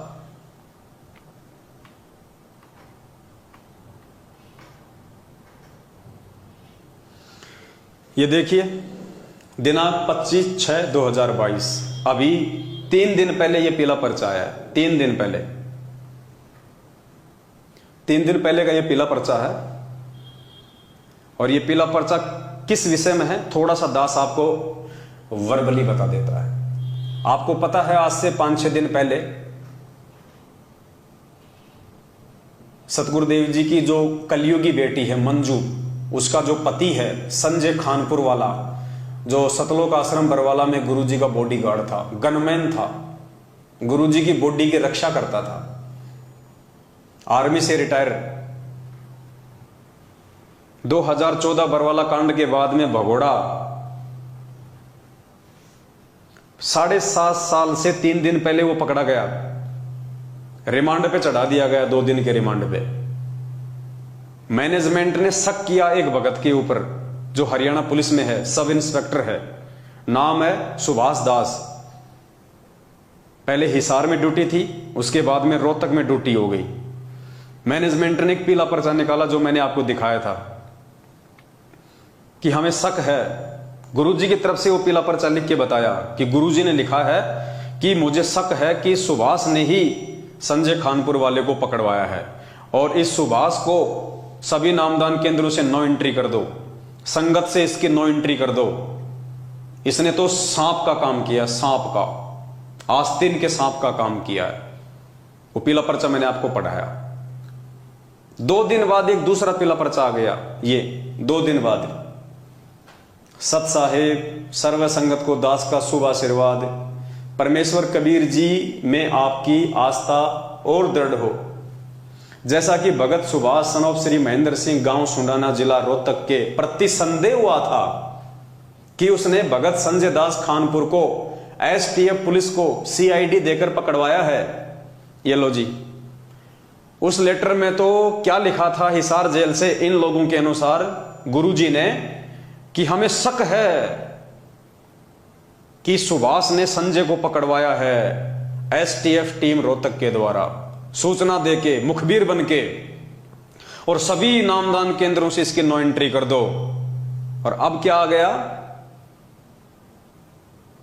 कहते हैं उसके प्रति हमें संदेह हुआ था, अब कह रहे हैं कि हमारा जो शक था वो बेकार था। मतलब गुरुजी को इन्होंने 2 कोड़ी का एक सामान्य सा प्राणी साबित कर दिया। पहले वाले पीले पर्चे में तो लिख के बता दिया कि गुरुजी कह रहे हैं कि मुझे शक है कि इसी ने संजय को पकड़वाया है। इसके स्टाफ के लोग कह रहे हैं कि संजय ने पकड़वाया है, इसको संजय को सुभाष ने ही पकड़वाया है, कंफर्म है। और अब इस लेटर में गुरुजी माफी मांग रहे हैं, इस लेटर में गुरुजी अपनी गलती स्वीकार कर रहे हैं कि हमारा जो शक था वो गलत हो गया, सुभाष ने नहीं पकड़वाया, सुभाष को सभी नामदान केंद्रों पे वापस एंट्री कर दो। पुण्यात्माओं, शर्म आती है, शर्म शर्म। पिछले लेटर में तो लिख के बता दिया कि गुरुजी को शक हो गया, कंफर्म है, और इस लेटर में गुरुजी माफी मांग रहे हैं कि हमारा जो शक था वो गलत निकल गया। पुण्यात्माओं, विचार करो, ये लेटर कौन लिख रहा है? ये लेटर सतगुरु रामपाल जी भगवान नहीं लिख रहे। सतगुरु रामपाल जी भगवान के जो दुश्मन हैं इस आध्यात्मिक मार्ग में, काल भगवान के द्वारा छोड़े गए एजेंट, सबसे बड़ा एजेंट उनका खुद का भाई महेंद्र भगोड़ा वांटेड है अभी तक। उनका परिवार, बेटा बेटी, भाई बंधु रिश्तेदार, ये सबसे बड़े एजेंट हैं, सबसे बड़े एजेंट हैं ये इस परमात्मा के, सबसे बड़े दुश्मन हैं इस परमात्मा की संगत को बर्बाद करने वाले। ये सारा का सारा गोरख धंधा चंद पैसों के लिए, माया के लिए इन लोगों ने शुरू किया हुआ है। ये इनका बिजनेस है, ये पीला पर्चा परमात्मा का आदेश नहीं है। अरे ऐसी घटिया बातें, ऐसी बेहुदा बातें, ऐसे दोगले विचार, ऐसे दोगले पीले पर्चे। 2 दिन पहले क्या लिखा रहा है, 2 दिन पहले कह रहे हैं कि बिल्कुल कन्फर्म है उसी ने पकड़ाया है, उसी के स्टाफ के लोग कह रहे हैं, और अब कह रहे हैं मुझसे गलती हो गई, हमारा जो शक था, जो संदेह था वो गलत हो गया, माफी मांग रहे हैं। पुण्यात्माओं, ये परमात्मा को नीचा गिराने की काल भगवान की सूक्ष्म चाल है। और जो मंदबुद्धि आत्मा होंगी, जो मंदबुद्धि प्राणी होंगे, जो ये मानते हैं कि ये लेटर संत रामपाल जी हिसार जेल से भेज रहे हैं, वो परमात्मा से दूर हो जाएंगे, परमात्मा में दोष निकाल के। और जो समझदार होगा, जो बुद्धिमान होगा, वो एक एक शब्द को पकड़ लेगा कि ये शब्द किसी काल एजेंट के हैं या हमारे पूज्य गुरुदेव भगवान के हैं। तो पुण्यात्माओं ऐसे पीले पर्चों पे तो कुत्ता भी नहीं मुतता है, कुत्ता भी। और ये तुम लोग इसको गुरु जी का आदेश मान के पढ़ रहे हो। मैं कह रहा हूं कुत्ता भी मूतना पसंद नहीं करेगा ऐसे दोगले वचनों पे, कुत्ता भी। क्योंकि हमें विश्वास है कि ये हमारे बाप की भाषा नहीं है। मालिक कहते हैं हमारी भाषा वो लहे जो देसी मारा, कि हमारे वचन, हमारी भाषा, हमारे विचार वो समझेगा जो हमारे देश का होगा, जो सतलोक का होगा। तो पुण्यात्माओं, आप लोगों की बुद्धि कहां फंसी पड़ी है? आप क्यों वो कव्य वाली भूमिका निभा रहे हो? क्या आपको अपने बाप की भाषा का भी नहीं पता? क्या आपको अपने बाप के वचनों का भी नहीं पता कि वो क्या लिखेगा? ये गुड्डा गुड्डी का खेल खेलने जेल में गए क्या संत रामपाल जी भगवान? 2 दिन पहले क्या जवाब देंगे, फिर 2 दिन बाद में क्या जवाब देंगे? कभी वो शक कर रहे हैं, कभी संदेह कर रहे हैं, कभी माफी मांग रहे हैं। क्या है ये नौटंकी है, ये पाखंड आडंबर, सिर्फ और सिर्फ परमात्मा को बदनाम करने के लिए। यही काल भगवान की चाल है, यही काल भगवान की चाल है। और धीरे धीरे धीरे धीरे जो मंद बुद्धि भगत हैं वो इस तरह की बातें सुन सुन के, इस तरह की बातें सुन सुन के और निष्कर्ष ना निकाल के, क्योंकि निष्कर्ष तो उस समय निकलेगा जब आप साध संगत से जुड़ोगे। बगैर साध संगत से जुड़े आप लाख जन्म भी इन पीले पर्चों का निष्कर्ष नहीं निकाल पाओगे। एक दिन आप खुद इस परमात्मा के मार्ग से दूर हो जाओगे, भगवान में बेवजह कमियां निकाल के। और यही चाल है काल भगवान की। उसका मेन टारगेट क्या है? आत्माओं को तोड़ना, आत्माओं को दूर करना, भगत समाज को दूर करना, परमात्मा की मर्यादाओं से दूर करना। और एक बार भगत परमात्मा की किसी मर्यादा से दूर हुआ तो काल भगवान के जाल में। मालिक कहते हैं जब तक हंसा हमरी आना, काल लगे ना तेरा बाणा। तो मर्यादा में तो किसी को छोड़ा ही नहीं मैनेजमेंट ने, सबकी मर्यादा तोड़वा दी। तो सबके ऊपर काल भगवान बैठा है। किसी की बुद्धि में ये बातें नहीं आ रही कि इनमें क्या लिखा हुआ है, ये क्या है, हकीकत क्या है, हम क्या पढ़ रहे हैं रोजाना, हमें क्या पढ़ना चाहिए था। कोई परमात्मा का कोई सही संदेश आज तक भेजा इन लोगों ने? कोई ज्ञान की बातें इन पीले पर्चों में आई आज तक? कोई ऐसी बातें जो भक्ति के प्रति हमारा मतलब हमारे मन में जो है वो दृढ़ता पैदा हो, हमारे मन में विश्वास पैदा हो? क्या आज तक ऐसी कोई बात इन पीले पर्चों में आई? इसलिए दास कहता है कि इन पीले पर्चों में जो तुम लोग इनको समझते हो कि गुरु जी के आदेश हैं, मंद बुद्धि लोग, साध संगत के अलावा जितने भी लोग हैं जो इनको फॉलो करते हैं, इन आदेशों को, इन बातों को मानते हैं, मैं कहता हूं इनमें कुत्ते भी मूतना पसंद नहीं करें ज्ञान आधार से। इनमें कुत्ते भी पेशाब करना पसंद नहीं करें ज्ञान आधार से। और तुम इनको माथे के लगा के आदेशों को फॉलो कर रहे हो। सोचो तुम अध्यात्म और मोक्ष मार्ग की लाइन में कहां खड़े हो, तुम्हारा स्थान कौन से नंबर पे है? जैसा कि भगत सुभाष सनोप श्री महेंद्र सिंह गांव सुंडाना जिला रोहतक के प्रति संदेह हुआ था कि उसने भगत संजय दास खानपुर को एसटीएफ पुलिस को सीआईडी देकर पकड़वाया है, उसने अपना स्पष्टीकरण दिया है तथा अन्य जांच से पता चला है कि भगत सुभाष दास निर्दोष हैं। पिछले लेटर में तो जांच से यह पता चला था कि उसी ने पकड़वाया है, और इस लेटर में अन्य जांच से यह पता चल गया कि वो निर्दोष है। मतलब गुरुजी तो फिर 2 कोड़ी के जीव साबित हो गए। फिर हम क्यों संध्या आरती करते हैं? और लास्ट में क्या कहते हैं? अंतर्यामी एक तुम, आत्म के आधार, जो तुम छोड़ो हाथ तो मोए कौन उतारे पार। एक तरफ तो हम गुरुजी को अंतर्यामी कह रहे हैं और दूसरी तरफ यहां क्या, अंतर्यामी को यहां पे 2 कोड़ी का जीव साबित किया जा रहा है। 2 दिन पहले तो उन्होंने पक्का बता दिया कि सुभाष ने पकड़वाया है, जांच से पता चला है, उसी के साथियों ने बताया है। और आज क्या कह रहे हैं कि जांच से पता चला है कि सुभाष तो निर्दोष है। पुण्यात्माओं, शर्म करो, शर्म। गधे कुत्ता बनने के लिए भी जगह नहीं बचेगी, गधा कुत्ता बनने के लिए भी जगह नहीं बचेगी अगर यूं ही मूर्खता में चलते रहे तो। ये परमात्मा एक बार हाथ से निकल गए ना, फिर कुम्हार के नीचे आओगे, कुम्हार के, फिर क्या हाल होगा। आज मानव शरीर में सुखी नहीं है, कल को जानवर योनि में कहां से सुखी होगी। ये मजाक नहीं चल रहा, ये धरती पे बहुत बड़ा युद्ध चल रहा है, धर्म युद्ध, काल भगवान और इस पूर्ण परमात्मा सतगुरु रामपाल जी भगवान के बीच में। काल भगवान ने अपने एजेंट के रूप में इस मैनेजमेंट को धरती पे उतार रखा है, और सतगुरु ने अपने सेवकों के रूप में सत्सेवकों को उतार रखा है। ये निर्णय कर लेना आप लोग वीडियो देखने वाले, रोगे, पछताओगे, धरती पे ठिकाना नहीं मिलेगा। उसकी नो एंट्री समाप्त की जाती है। भगत किसी भी आश्रम, नामदान केंद्रों व सत्संगों में जा सकता है। संदेह के कारण भगत सुभाष दास जी को जो कष्ट हुआ है तो दास क्षमा याचना करता है। ऐसा ही वो सुभाष दास होगा जो इस पर्चे को मान लेगा। अगर सुभाष दास ने इस पर्चे को मान लिया तो नालायक, तेरा गुरु तेरे से माफी मांग रहा है, तेरा गुरु तेरे से माफी मांग रहा, तेरे को तो जीने का भी हक नहीं दुनिया में। वो सुभाष दास सब इंस्पेक्टर अगर ये वीडियो देख रहा हो तो ध्यान से पढ़ ले इस लाइन को। तेरा गुरु तेरे से माफी मांग रहा हाथ जोड़ के। अगर तुझे लगता है कि ये पीला पर्चा तेरे गुरु जी का है तो तुझे तो धरती पे जीने का अधिकार भी नहीं है। लेकिन किसकी बुद्धि में आएंगी ये बातें? दास का उद्देश्य आपको पटरी पर रखना है, पाप से बचाना, सतलोक पहुंचाना। अब इस लेटर में क्या लिखा जा रहा है गुरु जी की तरफ से कि दास का मकसद आपको पटरी पे रखना है, दास का मकसद आपको भक्ति करवाना है। और अगर इस पीले पर्चे के आने से पहले और पीले जो पिछला जो पीला पर्चा था उस आधार से अगर वो डिप्रेशन में आ जाता और वो आत्महत्या कर लेता कि मेरा तो जीवन का कोई मकसद ही नहीं रहा, मैं तो सब कुछ छोड़ छाड़ के परमात्मा की भक्ति पे लगा हुआ था, परमात्मा ने मुझे रिजेक्ट कर दिया, मेरी नो एंट्री कर दी। अगर वो सुभाष दास 2 दिन पहले डिप्रेशन में आ जाता और आत्महत्या कर लेता, सुसाइड कर लेता, तो क्या खाक उसको पटरी पे रखना है?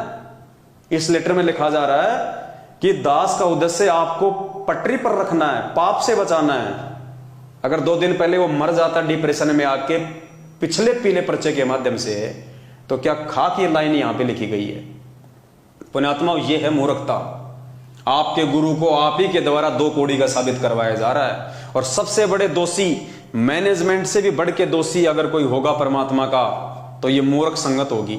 मूर्ख संगत जो अपने आत्म कल्याण के लिए भी जागरूक नहीं है, सबसे बड़े दोषी आप लोग होंगे। उनका तो काम है तुम लोगों को जहर पिलाना, लेकिन तुम लोग क्या अंधे हो क्या? क्या तुम इतना भी डिफरेंट नहीं कर सकते कि सामने जहर है या फिर ये पानी है? सबसे बड़ी कमी संगत की रहेगी। और जैसे ही पीला पर्चा आया उसके बाद में एक भगत भाई ने, जो महेंद्र भगोड़े का सुपुत्र अमित गालीबाज, अमित महेंद्र का लड़का, गुरुजी का भतीजा, उससे बात की कि भगत जी बड़ी दुख की बात है कि अपने ही भगत लोग ये गद्दारी कर रहे हैं, अपने ही भगत गद्दारी कर रहे हैं। बताओ, संजय खानपुर को अपने ही भगतों ने सीआईडी करके पकड़वा दिया। वो बेचारा सही कह रहा था क्योंकि मैनेजमेंट ने पीला पर्चा निकाला था कि सुभाष ने गद्दारी करी है, उसने पुलिस को इंफॉर्मेशन दे के पकड़वाया है। तो उसी आधार से भगत ने महेंद्र के लड़के अमित को फोन कर दिया कि भगत जी ये तो बड़ी दुख की बात है, देखो कैसे अपने ही भगत भाई जो है वो गद्दारी कर रहे हैं। तो महेंद्र के सुपुत्र का क्या जवाब है पता है? तने के लेना देना, तेरे पिछवाड़े पे लात मारूंगा, तेरे पिछवाड़े पे। पिछवाड़ा ये होता है इधर, ये तेरे पिछवाड़े पे लात मारूंगा। ये किसके वचन है? अरे वो तो बेचारा पूछ रहा है, उसका अधिकार है, क्योंकि तुमने पूछने के लिए ऑप्शन दिया है, पीला पर्चा निकाला है, तो पूछेगा नहीं क्या? और पूछ रहा है तो कह रहा है तेरे पिछवाड़े पे लात मारूंगा। सुनिए उसकी ऑडियो, महेंद्र के सुपुत्र की। हेलो दादी, हेलो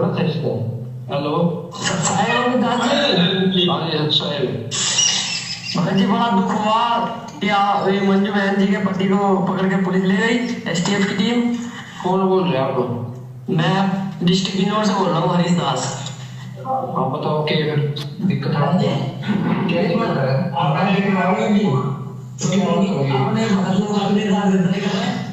कोई उधर नहीं गया, दूसरी सेवा है, ठीक है? अरे आप गुरुजी की सेवा है, गुरुजी कहीं रखे हैं। अरे गुरुजी ने यही सिखाया क्या आगे कानून को दुरुपयोग करो। आप भी तो जो है विद्रोह केस में अंदर गए थे और आप सारे डॉक्यूमेंट गायब करवा दिए उन्होंने, आप भाग गए। तेरा पिछवाड़ा गलत मारूंगा, समझा? बड़े ये आवाज है, डॉक्यूमेंट गायब करवा दिया उन्होंने, आप भाग। क्या कह रहा है? तेरे पिछवाड़े पे लात मारूंगा, ध्यान से सुनना। तेरे पे छोड़ा बहुत मारूंगा, समझा? बस ये आवाज है। हाँ। ये आवाज ना, ये सिर्फ तो ये वचन है सारनामी अमित के, जो महेंद्र भगोड़े का सुपुत्र है, गुरुजी का भतीजा है, ये उसके वचन है। फिर गुरुजी की लड़की से बात करी, मंजू से, तो मंजू ने फोन नहीं उठाया। मंजू की जो बड़ी बहन है अंजू, उसने फोन उठाया। वो कह रही है कि ये तो गुरुजी की सेवा है, इसमें दिक्कत क्या है आपको? अगर अंदर चला गया तो वो तो गुरुजी की सेवा है। तो बताओ पुण्यात्माओं, अगर इस गुरुजी के परिवार वालों को इस बात का पता है कि जेल में गुरुजी की सेवा चल रही है और जो भी व्यक्ति जेल में जाएगा वो गुरुजी की सेवा में जाएगा, तो नालायकों पिछले 7.5 साल से क्यों भगोड़ा बन के घुमा रहे थे उसको? क्या 7.5 साल से उसके मन में गुरुजी की सेवा करने की इच्छा नहीं हुई? अरे फिर क्यों बेचारे सुभाष दास को तुमने दोष दिया? क्यों उस सुभाष दास के ऊपर इल्जाम लगाया कि उसने पकड़वा दिया? उसने तो बहुत अच्छा काम किया, जो संजय खानपुर वाले को, मंजू के पति को गुरुजी की सेवा में भेज दिया। जिस सेवा से वो 7 साल से छुपता हुआ फिर रहा था, उसने तो बहुत नेक काम किया, जो संजय खानपुर वाले को गुरुजी की सेवा में जेल भेज दिया। तुमने तो उसका धन्यवाद करना चाहिए, और तुम उसके नाम का पीला पर्चा निकाल रहे हो कि उसने गद्दारी करी है। देख लो पुण्यात्मा, ये दोगली बातें इन लोगों की। एक तरफ तो कह रहे हैं कि वो तो गुरुजी की सेवा में है, सुन लीजिए, उसकी भी ऑडियो सुन लीजिए। हेलो हेलो, हेलो मंजू बहन जी, सब्सक्राइब। अंजू बनती है सब्सक्राइब। हाँ जी, सब्सक्राइब बहन जी, सब्सक्राइब। सब्सक्राइब बोलो भगत जी। बहन जी, ये एक पीला पर्चा आया था, उसमें देखा था ये है कि आपने भगत जी लोग भक्तों के साथ गद्दारी कर रहे हैं। हेलो, हाँ जी, सब्सक्राइब। कौन सा पीला पर्चा आया है? अरे ये कोऑर्डिनेटर जो भेजते हैं, हाँ, फिर तो उसमें ये संजय खानपुर वाले कि अपने भगत ने किसी ने पकड़वाया है। हाँ। पुलिस में जो है, हाँ हाँ भगत जी, हाँ। तो अपने भगत लोग गद्दारी कर रहे हैं ना। हेलो, तो आपको क्या करना था? आपको फिर उससे आप नहीं, अपना काम है, भक्ति करो, सेवा करो। नहीं, बड़ा दुख हो रहा है ना सुन के। बहन जी इस वजह से फोन किया था मैंने, बहुत दुख हुआ मतलब सुन गया था। हाँ, कोई नहीं भगत जी, वो तो गुरु जी की अपने सेवा में गए है ना। अच्छा गया था। हाँ, कोई ध्यान से सुनना पुण्यात्माओं, गुरुजी की बड़ी लड़की अंजू, मंजू की बहन क्या कह रही है कि मेरे जीजाजी तो सेवा में गए हैं। क्या हुआ? तो वो तो गुरुजी की सेवा में गए हैं। ध्यान से सुनना। नहीं भगत जी, वो तो गुरु जी की अपने सेवा में गए है ना। अच्छा बहन जी, एक बात बताइयो। ये गुरुजी की बड़ी लड़की के स्टेटमेंट हैं कि वो तो गुरुजी की सेवा में गया है। अब बताओ, 7 साल से उसको गुरुजी की याद नहीं आई, 7 साल से उसको गुरुजी की सेवा करने की याद नहीं आई। अब वो गुरुजी की सेवा में गया है, जब उसको पुलिस ने पकड़ के लिया तब वो कह रहे हैं गुरुजी की सेवा में गया है। तो पुण्यात्माओं, ये ड्रामा इनका, ये ढोंग है इन लोगों का, पाखंड है इन लोगों का। पीले पर्चे निकाल देते हैं, भगत समाज सवाल करता है तो फिर कहते हैं तेरे पिछवाड़े पे लात मारूंगा। तो पुण्यात्माओं, ये आप लोगों को मूर्ख बनाया जा रहा है, और मूर्ख वही बनेगा जो मंद बुद्धि होगा, जिसकी छोटी सोच होगी। अब ये विचार आप भगत समाज ने करना है, दास का काम है आपके सामने हकीकत लाके रखना। इन बातों में यदि कोई झूठ हो तो बता दीजिए। इन्हीं की ऑडियो, इन्हीं के वीडियो, इन्हीं के लेटर, दास तो केवल निष्कर्ष निकाल के बता रहा कि क्या सही और क्या गलत है। अब आप लोगों ने अपना रास्ता खुद तय करना है। पुण्यात्माओं, ये परीक्षा चल रही है 2014 बरवाला कांड के बाद से, और जो इतनी भी कॉमन सेंस नहीं रखेगा, परमात्मा की भक्ति करने के लायक नहीं है वो प्राणी।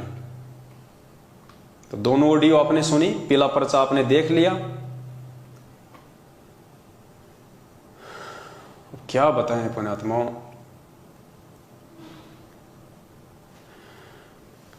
और बहुत सारी बातें हैं, समय ज्यादा हो जाएगा, इसलिए दास प्रार्थना करेगा। आप जो ये फोटो देख रहे हैं यहां पे, एक पुस्तक निकाली थी सतलोक आश्रम मैनेजमेंट हरियाणा ने, जब जब भूल पड़े। मासिक पाठ यानी महीने में एक बार पढ़ना जरूरी है, गुरुजी का आदेश है। आजकल इस पुस्तक को पढ़ने के लिए भगत समाज को पीले पर्चे भेज भेज के बहुत ज्यादा जो है वो दबाव दिया जा रहा है कि गुरुजी का सख्त आदेश है, गुरुजी का सख्त आदेश है, आपने इस पुस्तक को पढ़ना है, गुरुजी का सख्त आदेश है, आपने इस पुस्तक को पढ़ना है। विशेष तौर से भगत समाज के ऊपर जोर दिया जा रहा है। तो परमात्मा ने दास को प्रेरणा की, आने वाले दिनों में दास आपको विस्तार से यह पुस्तक पढ़ाएगा, विस्तार से। इस पुस्तक के अंदर 22 पॉइंट हैं टोटल, 1 से लेके 22 तक पॉइंट हैं। 22 वीडियो बनेंगे, टोटल 22 वीडियो बनेंगे। एक दिन छोड़ के एक दिन हम इस पुस्तक पे आएंगे। हम लोग इस पुस्तक का पूरा जो निष्कर्ष है वो निकाल के हम समझेंगे कि वास्तव में पुस्तक क्या है। और पुण्यात्मा, इस पुस्तक को पढ़ना बहुत जरूरी है। इस पुस्तक को पढ़ने से हमारे बहुत सारे कंसेप्ट क्लियर होंगे और वास्तव में यह पुस्तक भगत समाज को जगाने के लिए, सतलोक आश्रम मैनेजमेंट हरियाणा के पाखंड से बाहर निकालने के लिए। यह पुस्तक कोई आपको कोई संजय से सावधान करने के लिए नहीं लिखी गई। संजय जो पाखंडी है, जो गुरुद्रोही है, जो अपने आप को गुरुदेव, जो अपने आप को गुरु नानक जी की आत्मा बताता है, जो मनमुखी रूप से जो गुरु बन चुका है, वो तो है ही पाखंडी, वो तो है ही गुरुद्रोही। लेकिन यह पुस्तक आप लोगों को संजय से बचाने के लिए भी नहीं है। असल में यह पुस्तक आपको सतलोक आश्रम मैनेजमेंट हरियाणा के पाखंड से बचाने के लिए। और इस पुस्तक का हम विस्तार से वर्णन करेंगे, विस्तार से वीडियो बनाएंगे, तब आपको बताएंगे, आपको समझाएंगे, एक एक पॉइंट आपको समझाया जाएगा। तो पुण्यात्माओं, थोड़ा सावधान रहो। यह समय एक बार हाथ से निकल गया, दोबारा नहीं आएगा, परमात्मा फिर नहीं संभालेगा। ये जो सतलोक आश्रम मैनेजमेंट हरियाणा है, ये सबसे बड़ा दुश्मन है भगत समाज का, सबसे बड़ा दुश्मन। सतगुरु रामपाल जी भगवान का कलयुगी परिवार, उनके बेटा बेटी, भाई बंधु, रिश्तेदार, जवाई, आपके नामदान संचालक, आपके कोऑर्डिनेटर, ये सब के सब लोग काल भगवान की नौकरी कर रहे हैं। अपने धार्मिक धंधे को आगे बढ़ाने के लिए, अपने स्वार्थों को आगे रख के ये लोग चल रहे हैं। आप लोग इनको फ्री के मजदूर मिले हुए हैं ये पुस्तकें बांटने के लिए। ये टीवी चैनलों पे इन्होंने जो सत्संग चला रखे हैं ना, ये कोई दुनिया को ज्ञान समझाने के लिए नहीं है। अगर इनको खुद को ज्ञान होता तो बरवाला कांड ही नहीं होता। अगर इनको खुद को ज्ञान होता तो पुण्यात्माओं, ये घटिया राजनीति गुरुदेव के जेल जाने के बाद नहीं करते। ये गुंडों की सीबीआई जांच का समर्थन भक्तों से नहीं करवाते। ये भक्तों का रक्तदान और खून वगैरह दान करवा के मोटे पैसों पे प्राइवेट हॉस्पिटलों को नहीं बेचते। ये अपने धार्मिक धंधे को इतना महत्व नहीं देते। इस भक्ति मार्ग में सबसे बड़ा रोड़ा यदि कोई है तो सतलोक आश्रम मैनेजमेंट हरियाणा है। कुछ भाई बहन अपनी अल्प बुद्धि के चलते ये कह देते हैं कि सतलोक आश्रम मैनेजमेंट हरियाणा ने तो इतने भगत जोड़ दिए, तुमने क्या कर लिया? मैनेजमेंट ने 5 लाख भगत जोड़ दिए बरवाला कांड के बाद। पुण्यात्माओं, इन्होंने जोड़े नहीं, इन्होंने तो तोड़ दिए। जोड़े तो भगवान ने थे भगत ज्ञान दे दे के 27 साल से। इन्होंने तो 2014 में बरवाला कांड करके भक्तों को परमात्मा से तोड़ दिया, दूर कर दिया। और आज लगातार 7.5 साल से भगत समाज से उल्टे कुक्रम करवा करवा के उनको तोड़ते ही जा रहे हैं। पुण्यात्माओं, विचार करो, आप जो अपनी छोटी सोच से बातें बोल देते हो कि ये भगतों को जोड़ रहे हैं और कह रहे हैं इन्होंने 7 साल में 5 लाख लोग जोड़ दिए नामदान केंद्रों से। पुण्यात्माओं, विचार करो, 7 साल में सतलोक आश्रम मैनेजमेंट हरियाणा ने एडी से चोटी का जोर लगा के हम मान लेते हैं 5 लाख लोग जोड़ दिए, 10 लाख जोड़ दिए। 7 साल में 10 लाख। हिंदुस्तान की जनसंख्या 140 करोड़ और ये 7 साल में जोड़ रहे हैं 10 लाख। इनके हिसाब से तो पुण्यात्माओं 700 साल में भी पूरा हिंदुस्तान नहीं जुड़ेगा। अकेला हिंदुस्तान ही इनके हिसाब से 700 साल में नहीं जुड़ने वाला। और परमात्मा ने जोड़ना थोड़े से समय में पूरी दुनिया को। तो पुण्यात्माओं, परमात्मा का मिशन इनके अनुसार चलेगा या परमात्मा के अनुसार चलेगा? ये लोग जोड़ नहीं रहे, ये तोड़ रहे हैं। अरे भगत तो परमात्मा ने बनाए थे, इन्होंने तो बिगाड़ दिया। गुरुदेव ने सत्संग में कहानी बताई। एक साधु था। पहले लोग ऐसे ही पैदल यात्रा किया करते थे। तो एक साधु लेके अपने हाथ में कमंडल और किसी दूसरे स्थान को जा रहा था। रास्ता काफी लंबा था। जंगल में उन्होंने देखा एक झोपड़ी सी बनी हुई है। साधु ने सोचा हो सकता है कोई परिवार रहता होगा, थोड़ा जलपान कर लेते हैं, घंटा 2 घंटा आराम कर लेते हैं, फिर आगे की यात्रा करेंगे। यह सोचकर साधु वहां चला गया। वहां जाके देखा तो वहां पे 3-4 युवा लड़के बैठे हुए थे। तो युवा लड़कों ने कहा कि आओ महाराज, आओ आओ, बैठो बैठो बैठो बैठो। तो साधु ने कहा कि भाई तुम अकेले यहां पे क्या कर रहे हो जंगल में? उन्होंने कहा जी हम लोग मुर्गा बना रहे हैं, मुर्गा बना रहे हैं, मुर्गा। अब साधु बेचारा भोला भाला, मांस मिट्टी से दूर था। अब उसने सोचा है भाई हमने तो सुना है कि मुर्गा तो भगवान बनाता है, ये पशु पक्षी जानवर ये योनियां तो परमात्मा बनाता है। साधु ने कहा कि साधु ने मन ही मन में सोचा कि मैंने तो सुना है कि भगवान बनाता है मुर्गा, और ये कह रहे हैं कि हम मुर्गा बना रहे हैं, तो चलो देखेंगे आज ये कैसा क्या मुर्गा बनाते हैं। तो साधु वो चमत्कार देखने के लिए वहां रुक गया। 10, 15, 20 मिनट बाद में वो लड़के एक थाली के अंदर मुर्गा डाल के लेके आए, बोटी बोटी। बोला लो महाराज मुर्गा बन के तैयार है। तो महाराज ने सर पे 3 थप्पी मारी और कहा रे नालायको, अरे तुमने बनाया कहां, तुमने तो बिगाड़ दिया। अरे ये मुर्गा तो भगवान ने बनाया था, नालायको तुमने तो उस भगवान के बनाए गए मुर्गे को बिगाड़ दिया। साधु वहां से चल दिया। पुण्यात्मा वो साधु तो समझदार था इसलिए वहां से चल दिया। मैं कहता हूं अगर आज की संगत अगर वहां होती तो मुर्गे की बोटी बोटी खा जाती, नहीं छोड़ती, और कहती बहुत शानदार बनाया, गजब बनाया। तो पुण्यात्माओं उस मुर्गे की तरह इस नालायक सतलोक आश्रम मैनेजमेंट हरियाणा ने, गुरुदेव के परिवार वालों ने संगत को बिगाड़ दिया। बनाया तो भगवान ने था। अरे भगत तो भगवान ने बनाए थे 2014 से पहले। 27 साल की मेहनत से ज्ञान दे दे के, मर्यादा में रख रख के, 5 यज्ञ आश्रम में बुला के, करवा करवा के, भगत तो भगवान ने बनाए थे। नालायको तुमने तो उस मुर्गे की तरह भगतों को बिगाड़ दिया। आज ये राजनीति करवा करवा के, आरक्षणों में बैठा बैठा के, इन भक्तों का ज्योति पाठ और दान का पैसा हरियाणा के जाट आरक्षण में लुटा के, आनंदपाल सिंह जैसे गैंगस्टर की सीबीआई जांच में लगा के, नालायको तुमने तो भगवान के बनाए गए भक्तों को बिगाड़ दिया उस मुर्गे की तरह। तो मेरा सभी समझदार भाई बहनों से मेरी विनती है, मेरी प्रार्थना है, सबसे पहली बात तो इन फर्जी नामदान केंद्रों पे ना जाइए। आप लोग साध संगति से जुड़ जाइए और देखिए उसके बाद आपको कितना आनंद आता है परमात्मा की भक्ति में। और फिर भी यदि आप इन नामदान केंद्रों पे जाना नहीं छोड़ते हैं तो उत्तराखंड की जो घटना है उससे आप लोग सबक लीजिए। और आप लोग यदि नामदान केंद्रों पे जाते हैं, आपकी बहन बेटियां जाती हैं, तो आप उनके साथ में जाइए, अकेले ना भेजिए, वरना ये मसाज कर डालेंगे। ये राक्षस लोग बैठे हैं, बाद में ना आप घर के रहोगे ना घाट के, आपकी इज्जत को सरेआम नंगा कर दिया जाएगा। और मेरे पास यदि वो वीडियो आ गया तो बची खुची जो इज्जत है फिर वो दास उगाड़ देगा, क्योंकि दास की तो ड्यूटी यही है। जो मंद बुद्धि प्राणी इतना समझाने के बाद भी, इतना बताने के बाद भी, भगवान के द्वारा इतना ज्ञान दिए जाने के बाद भी जो नीर खीर का निबेरा नहीं कर सकता, उनकी इज्जत रखने का कोई मतलब नहीं है।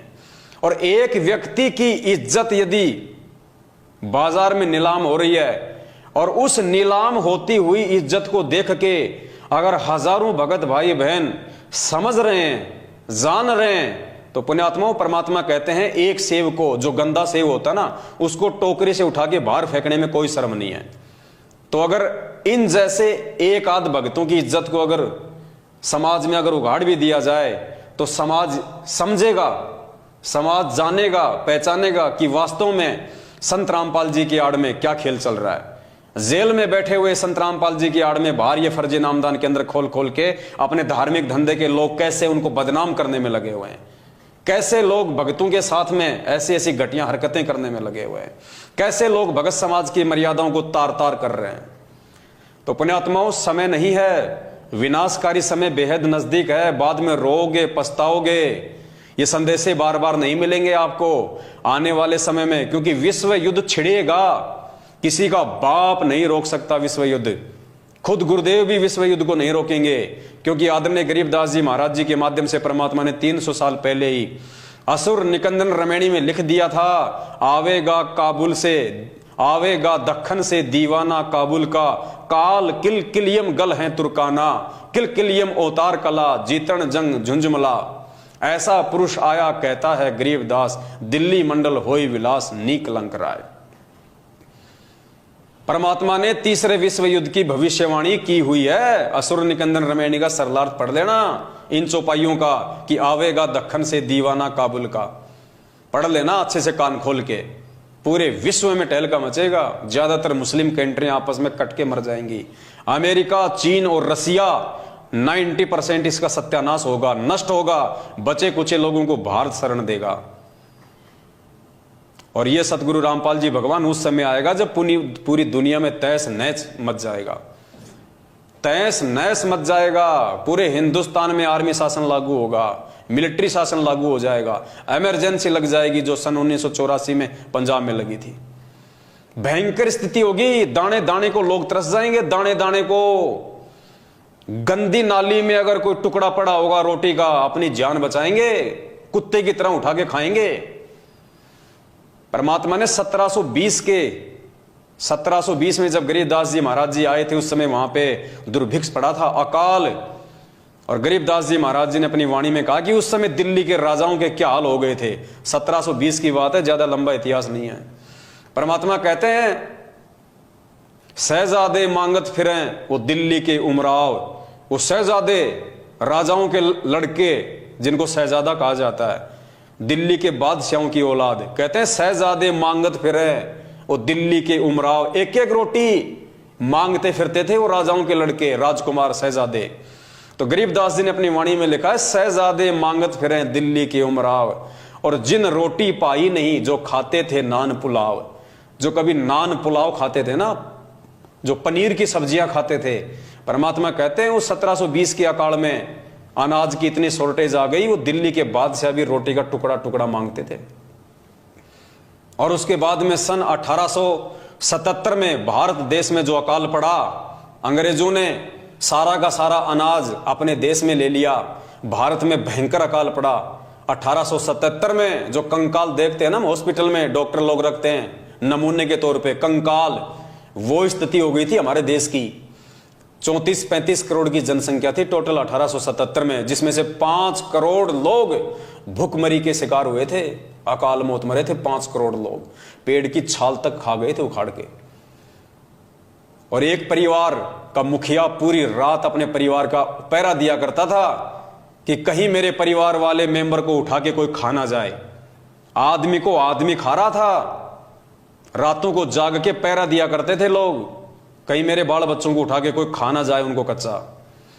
पुण्यात्मा, वो समय आएगा तभी ये दुनिया संत रामपाल जी को परमात्मा मानेगी, वरना ऐसे जेल में बैठे हुए और देशद्रोह का मुकदमा लगे हुए संत रामपाल जी को कोई परमात्मा नहीं मानेगा। ये परमात्मा दुनिया को बंदर दिखाएगा। लेकिन सबसे विचारणीय विषय ये होगा कि उस समय उन मंदबुद्धि और बेबुद्धि भक्तों का क्या होगा जो आज साध संगति से ना जुड़ के अपनी मर्यादा तोड़ के परमात्मा से दूर होते जा रहे हैं। आप लोगों का क्या होगा उस समय। पुण्यात्माओं, ये बातें तुम्हें मजाक लग रही होंगी, ये मजाक नहीं है। 27 साल से भगवान चिल्ला चिल्ला के जेल में जाके बैठ गया, किसी ने नहीं सुनी। दुनिया के तो छोड़ो, आज खुद 90% उनके भगत उनकी बातों को भी यकीन नहीं कर रहे।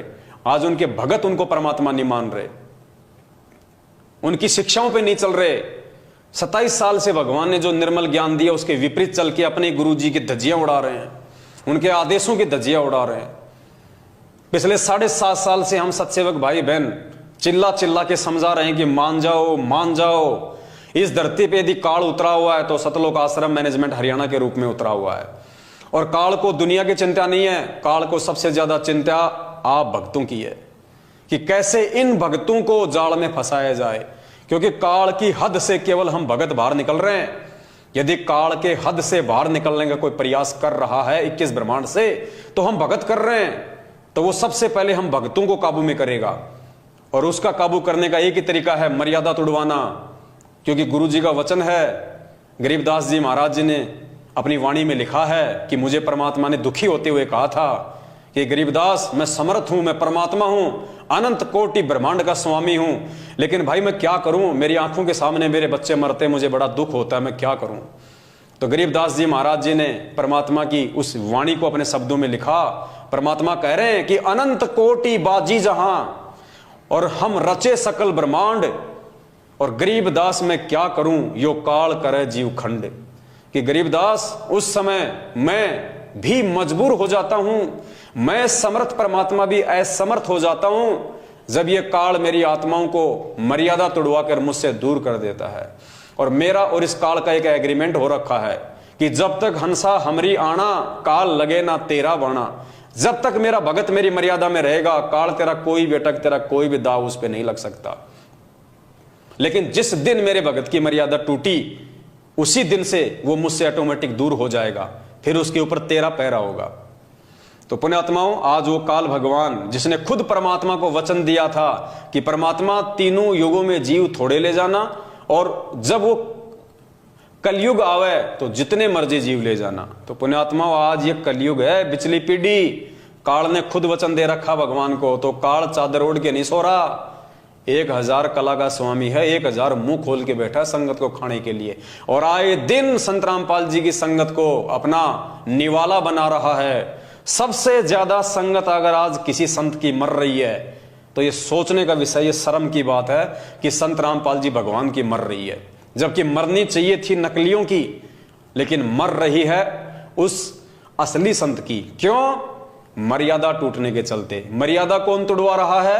संत रामपाल जी भगवान का कलयुगी परिवार, उनके बेटा बेटी भाई बंधु रिश्तेदार, ये कोऑर्डिनेटर, ये नामदान संचालक, ये पीले पर्चे निकाल के, फर्जी लेटर निकाल के, नकली ऑडियो निकलवा के। भाई ये कलयुग है, मशीनरी युग। जब एक नरेंद्र मोदी की सैकड़ों लोग हूबहू आवाज निकाल सकते हैं, धर्मेंद्र की हूबहू आवाज निकाल सकते हैं, अमिताभ बच्चन की हूबहू आवाज निकाल सकते हैं, एक व्यक्ति, एक मिमिक्री आर्टिस्ट सैकड़ों लोगों की आवाज निकाल देता है, और उनसे भी बेहतर जानवरों तक की आवाज निकाल देता है, वो ट्रेन तक की आवाज निकाल देता है। पुण्यात्माओं, ये काल भगवान का भयंकर जाल है, ये बच्चा नहीं है। बच्चे आप और हम हैं जो समझ नहीं पा रहे, और साध संगति से ना जुड़ के सतलोक आश्रम मैनेजमेंट हरियाणा की अंधे होके गुलामी करने के चलते आए दिन मर्यादा तोड़ के परमात्मा से दिन ब दिन दूर होते जा रहे हैं। और अगर यही स्थिति रही तुम्हारी तो देखना पुण्यात्माओं, ये पीले पर्चे मीठा जहर है। तुम्हारा कोऑर्डिनेटर ये स्लो पॉइजन है, एक दिन तुम्हें निगल जाएगा। परमात्मा ने गीता अध्याय नंबर 2 श्लोक नंबर 53 या 47 पढ़ाया कि जिस प्रकार एक जलाशय गर्मी के महीने में धीरे धीरे उसका पानी कम होता जाता है, धीरे धीरे, और वो खाली हो जाता है, और खाली होते का निशान भी दिखाई नहीं देता। ठीक इसी प्रकार पुण्यात्माओं, ये सतलोक आश्रम मैनेजमेंट हरियाणा तुम्हारे को परमपिता परमेश्वर के आदेशों की आड़ में जो मीठा जहर पिला रहा है, राजनीति का, आरक्षणबाजी का, रक्तदान का, देहदान का, गैंगस्टरों की सीबीआई जांच का, ज्योति का, पाठ का, पुण्यात्माओं ये स्लो पॉइजन है। और ये स्लो पॉइजन एक दिन तुम्हारी नसों में इस कदर बैठ जाएगा, तुम स्वतः ही स्थिर हो जाओगे। तुम ना घर के रहोगे ना घाट के, और फिर कभी ना कभी काल भगवान के कहर का शिकार हो जाओगे, और पीछे से तुम्हारे नाम का एक पीला पर्चा निकाल दिया जाएगा, सतलोक चला गया, सतलोक चला गया, परमात्मा की आत्मा सतलोक चली गई। एक्सीडेंट में मर जाए वो भी सतलोक, नहर में कूद के मर जाए वो भी सतलोक, दोनों पति पत्नी लड़ाई झगड़ा करके मर जाएं वो भी सतलोक। अरे फिर भक्ति की जरूरत क्या है? फिर तो दुनिया मर रही है, वो भी सतलोक की जारी होगी सिद्धि। पुण्यात्मा कुछ नहीं है, किसी का कुछ नहीं बिगड़ेगा, सिर्फ तुम लोग अपना बिगाड़ लोगे। अभी समय है तुम लोगों के पास में। परमात्मा ने बहुत बड़ी मेहर कर रखी है संगत में। जो अच्छी आत्मा है उनके लिए परमात्मा ने एक ऑप्शन दे रखा है, साध संगति का। देखो ये काल भगवान का कितना भयंकर तांडव है। उस परम संत को देशद्रोह का मुकदमा लगवा के देश और दुनिया में उसको बदनाम करवा दिया ताकि कोई उसके सत्संग ही ना सुने। आज गुरुजी के नाम से यानी संत रामपाल नाम से दुनिया को इतनी नफरत है, नाम सुनते ही उनको 11,000 वोल्ट का झटका लगता है। इतना बदनाम करवा दिया काल भगवान ने अपनी साजिश के तहत कि कोई उसके विचार ना सुन ले, कोई उसके सत्संग ना सुन ले, क्योंकि काल को पता है कि इसके सत्संगों में दम है, इसके विचारों में दम है। और जिस व्यक्ति ने संत रामपाल जी के विचार सुन लिए, सत्संग सुन लिए, तो आत्मा तो परमात्मा की वो फड़क जाएगी और मेरे जाल से बाहर निकल जाएगी, भगवान की शरण में आ जाएगी, मेरा निवाड़ा मेरे मुख से निकल जाएगा। तो पुण्यात्माओं, इंटरनेशनल स्तर पे यानी सामाजिक स्तर पे तो उसने परमात्मा को बदनाम करवा के और साइड में कर दिया, देशद्रोह का मुकदमा लगवा के। अब संगत में कोई ना समझ ले वास्तव में परमात्मा के सत्संगों को, परमात्मा के सत्संगों के सार को, इन शब्दों के सार को, गूढ़ रहस्यों को जो गुरु जी को परमात्मा साबित करते हैं, इस दास को उसने गुरुद्रोही घोषित करवा दिया। और आज इस पवन दास का नाम संगत में उतना ही बदनाम है, लोग उतनी ही नफरत करते हैं संगत वाले इस पवन दास नाम से, जितनी जगत वाले संत रामपाल नाम से नफरत करते हैं। उन पे देशद्रोह का मुकदमा, मेरे ऊपर गुरुद्रोही का तमगा। लोग उनके सत्संग तक नहीं सुनते, इतनी नफरत करते हैं। संगत वाले मेरे वीडियो तक देखने से डरते हैं, इतनी नफरत करते हैं। ये काल भगवान का भयंकर षड्यंत्र है। और जिस जिस आत्मा ने षड्यंत्र को समझ लिया, इस जाल को तोड़ दिया, पुण्यात्माओं, उसी का मोक्ष संभव है। ये बहुत भयंकर साजिश है काल भगवान की। तुम्हें बाद में पता चलेगा, जरूर पता चलेगा, यदि तुम जीवित रहे तो। अगर जीवित रहे तो तुम्हें इस हकीकत का भी पता चलेगा, यह सच्चाई भी सामने आएगी। लेकिन उस समय फायदा कुछ नहीं होगा, उस समय 0/0 फायदा। फायदा आज है अगर समझ जाओ तो, बाद में तो सिवाय पश्चाताप के आंसू बहाने के कुछ भी शेष नहीं रहेगा। इसलिए दास की विनती है, मैं तुम्हारा दुश्मन नहीं हूं भाई, मैं तुम्हारा भाई हूं। मैंने कभी भी तुम्हारा बुरा नहीं सोचा है, ना सोचूंगा, ना सोच सकता, क्योंकि ये परमात्मा की मर्यादाओं में है। एक शत्रु एक मित्र है, भूल पड़ी रे प्राण, यम की नगरी जाएगा शब्द हमारा मान। तो मैं परमात्मा को दुखी नहीं करना चाहता, मैं आप लोगों की दुर्भावनाओं का शिकार नहीं होना चाहता। जबरदस्ती यदि आप मुझे अपनी दुर्भावनाओं का शिकार बनाओ तो इसमें मेरा कोई दोष नहीं है, ना मुझे कोई हानि हो सकती है। इसलिए मेरी आप सभी भाई बहनों से हाथ जोड़ के विनती है, आप जितने भी सतलोक आश्रम मैनेजमेंट हरियाणा के पीछे चल रहे हैं, पुण्यात्माओं, आंखें खोलो। और परमात्मा कहते हैं, कहे कबीर सोए जन मेरा, जो नीर खीर का करे निबेरा। गुरुदेव कहते हैं, मेरा असली भगत वो है जो सही और गलत दोनों में से सही की पहचान कर लेगा। तो पुण्यात्माओं, तुम्हारे को तो सही देखने भी नहीं दिया जा रहा, सही बात को तो तुम्हारे हाथ भी नहीं लगने दिए जा रहे। तुम मैनेजमेंट की भी सुनो, इस पवन दास की वीडियो भी देखो और फिर निर्णय करो। वो होता है जज, वो होता है असली भगत। जब तुम्हारे सामने दूसरे पक्ष को रखने नहीं दिया जा रहा, तुम्हारे सामने दूसरे पक्ष को लाने नहीं दिया जा रहा, उससे पहले तुम्हें डरा दिया जाता है कि तुम्हारा नाम खंड हो जाएगा, तुम्हारा नाम खंड हो जाएगा, तो एक पक्ष को देख के तुम निर्णय क्या करोगे? अरे कोर्ट में जो जज बैठता है, जब तक उसके सामने दोनों पक्षों को नहीं रखा जाएगा, दोनों पक्ष के वकील अपनी अपनी दलीलें पेश नहीं करेंगे, तब तक वो जज क्या निर्णय करेगा कि क्या सही है और क्या गलत है। तो पुण्यात्माओं, तुम्हारे सामने तो केवल एक पक्ष जो है वो खड़ा किया जा रहा है। पीले पर्चे, गुरु जी का आदेश, डर भय कि दूसरे पक्ष को देख लिया, साध संगत के वीडियो देख लिए, पवन दास के वीडियो देख लिए तो नाम खंड हो जाएगा, परमात्मा से दूर हो जाओगे। तुम्हें तो दूसरा पक्ष देखने से पहले ही डराया जा रहा है, तो तुम जज की भूमिका कहां से निभाओगे? परमात्मा के वचन क्या कह रहे हैं, तुम्हारे से क्या करवाया जा रहा है? और खुद ये परमात्मा अगर दुनिया भर के नकली संतों के ऑडियो वीडियो सत्संग हमें ना दिखाता, ये दुनिया भर के शास्त्र हमारे को ना दिखाता, तो हम भी तो पहले किसी न किसी गुरु की शरण में थे। हम कैसे वहां से छूट के आते अगर हमें दूसरा पक्ष ना दिखाया जाता सतगुरुदेव के द्वारा? तो पुण्यात्माओं, जब तक तुम ये पवन दास वाला पक्ष, ये साध संगति वाले वीडियो नहीं देखोगे, तुम जिंदगी में भगत नहीं बन सकते, तुम जिंदगी में सत्य और असत्य का निबेरा नहीं कर सकते। पुण्यात्माओं, ये महाभारत के बाद आपने जो भविष्यवाणी पढ़ी है ना कि महाभारत के बाद एक और महाभारत होगा, ये है वो असली महाभारत। सतगुरु रामपाल जी भगवान की संगत में, ये है वो असली महाभारत, सतसेवक वर्सेस मैनेजमेंट। और इस महाभारत में जिस जिस व्यक्ति ने भीष्म, कर्ण और द्रोणाचार्य की भूमिका निभाई, उसका बक्कल उतरेगा, बक्कल आए दिन उतर रहा है। और जिसने इसमें धर्म युद्ध में विदुर की भूमिका निभाई, परमात्मा उसकी रक्षा करेगा।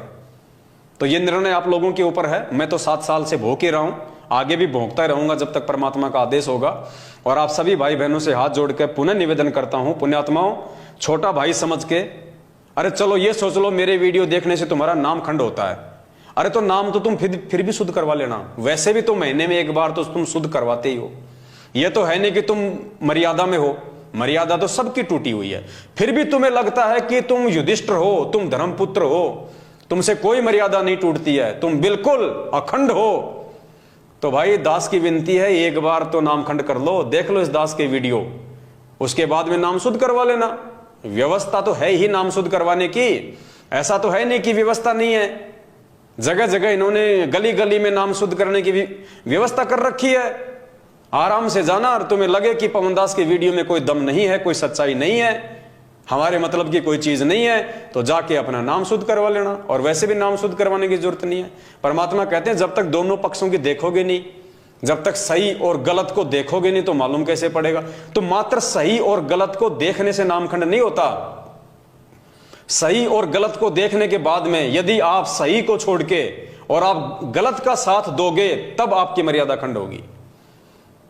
तो वो निर्णय तो फिर आप स्वयं कर लेना कि कौन सही और कौन गलत है। इसलिए पुण्यात्माओं, दास की विनती है, बाकी आपकी अपने संस्कार, आपकी अपनी मर्जी। तुम कुएं में पड़ोगे तो मैं जबरदस्ती नहीं कर सकता भाई। तुम जहर खाओगे तो तुम मरोगे, दूध पीने वाला पवनदास नहीं मर सकता, अमृत पीने वाले मेरे भाई बहन नहीं मर सकते, जो जहर पिएगा वो मरेगा। तो भाई निर्णय कर लेना, समय ज्यादा नहीं है। तुम लोग मैनेजमेंट के साथ मिलकर जहर पी रहे हो या साध संगतियों में आके अमृत पान कर रहे हो।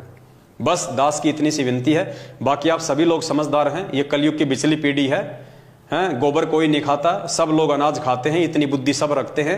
फिर भी बीच बीच में समझाने की आवश्यकता जहां पड़ेगी दास समझाता रहेगा। बस आज के लिए इतना, फिर परमात्मा दया करेंगे, फिर आप सभी भाई बहनों के सामने एक नई जानकारी, एक नया वीडियो लेके आएंगे। तब तक के लिए दास को दीजिए आज्ञा। बंदी छोड़ सतगुरु रामपाल जी भगवान की जय हो। सत साहिब।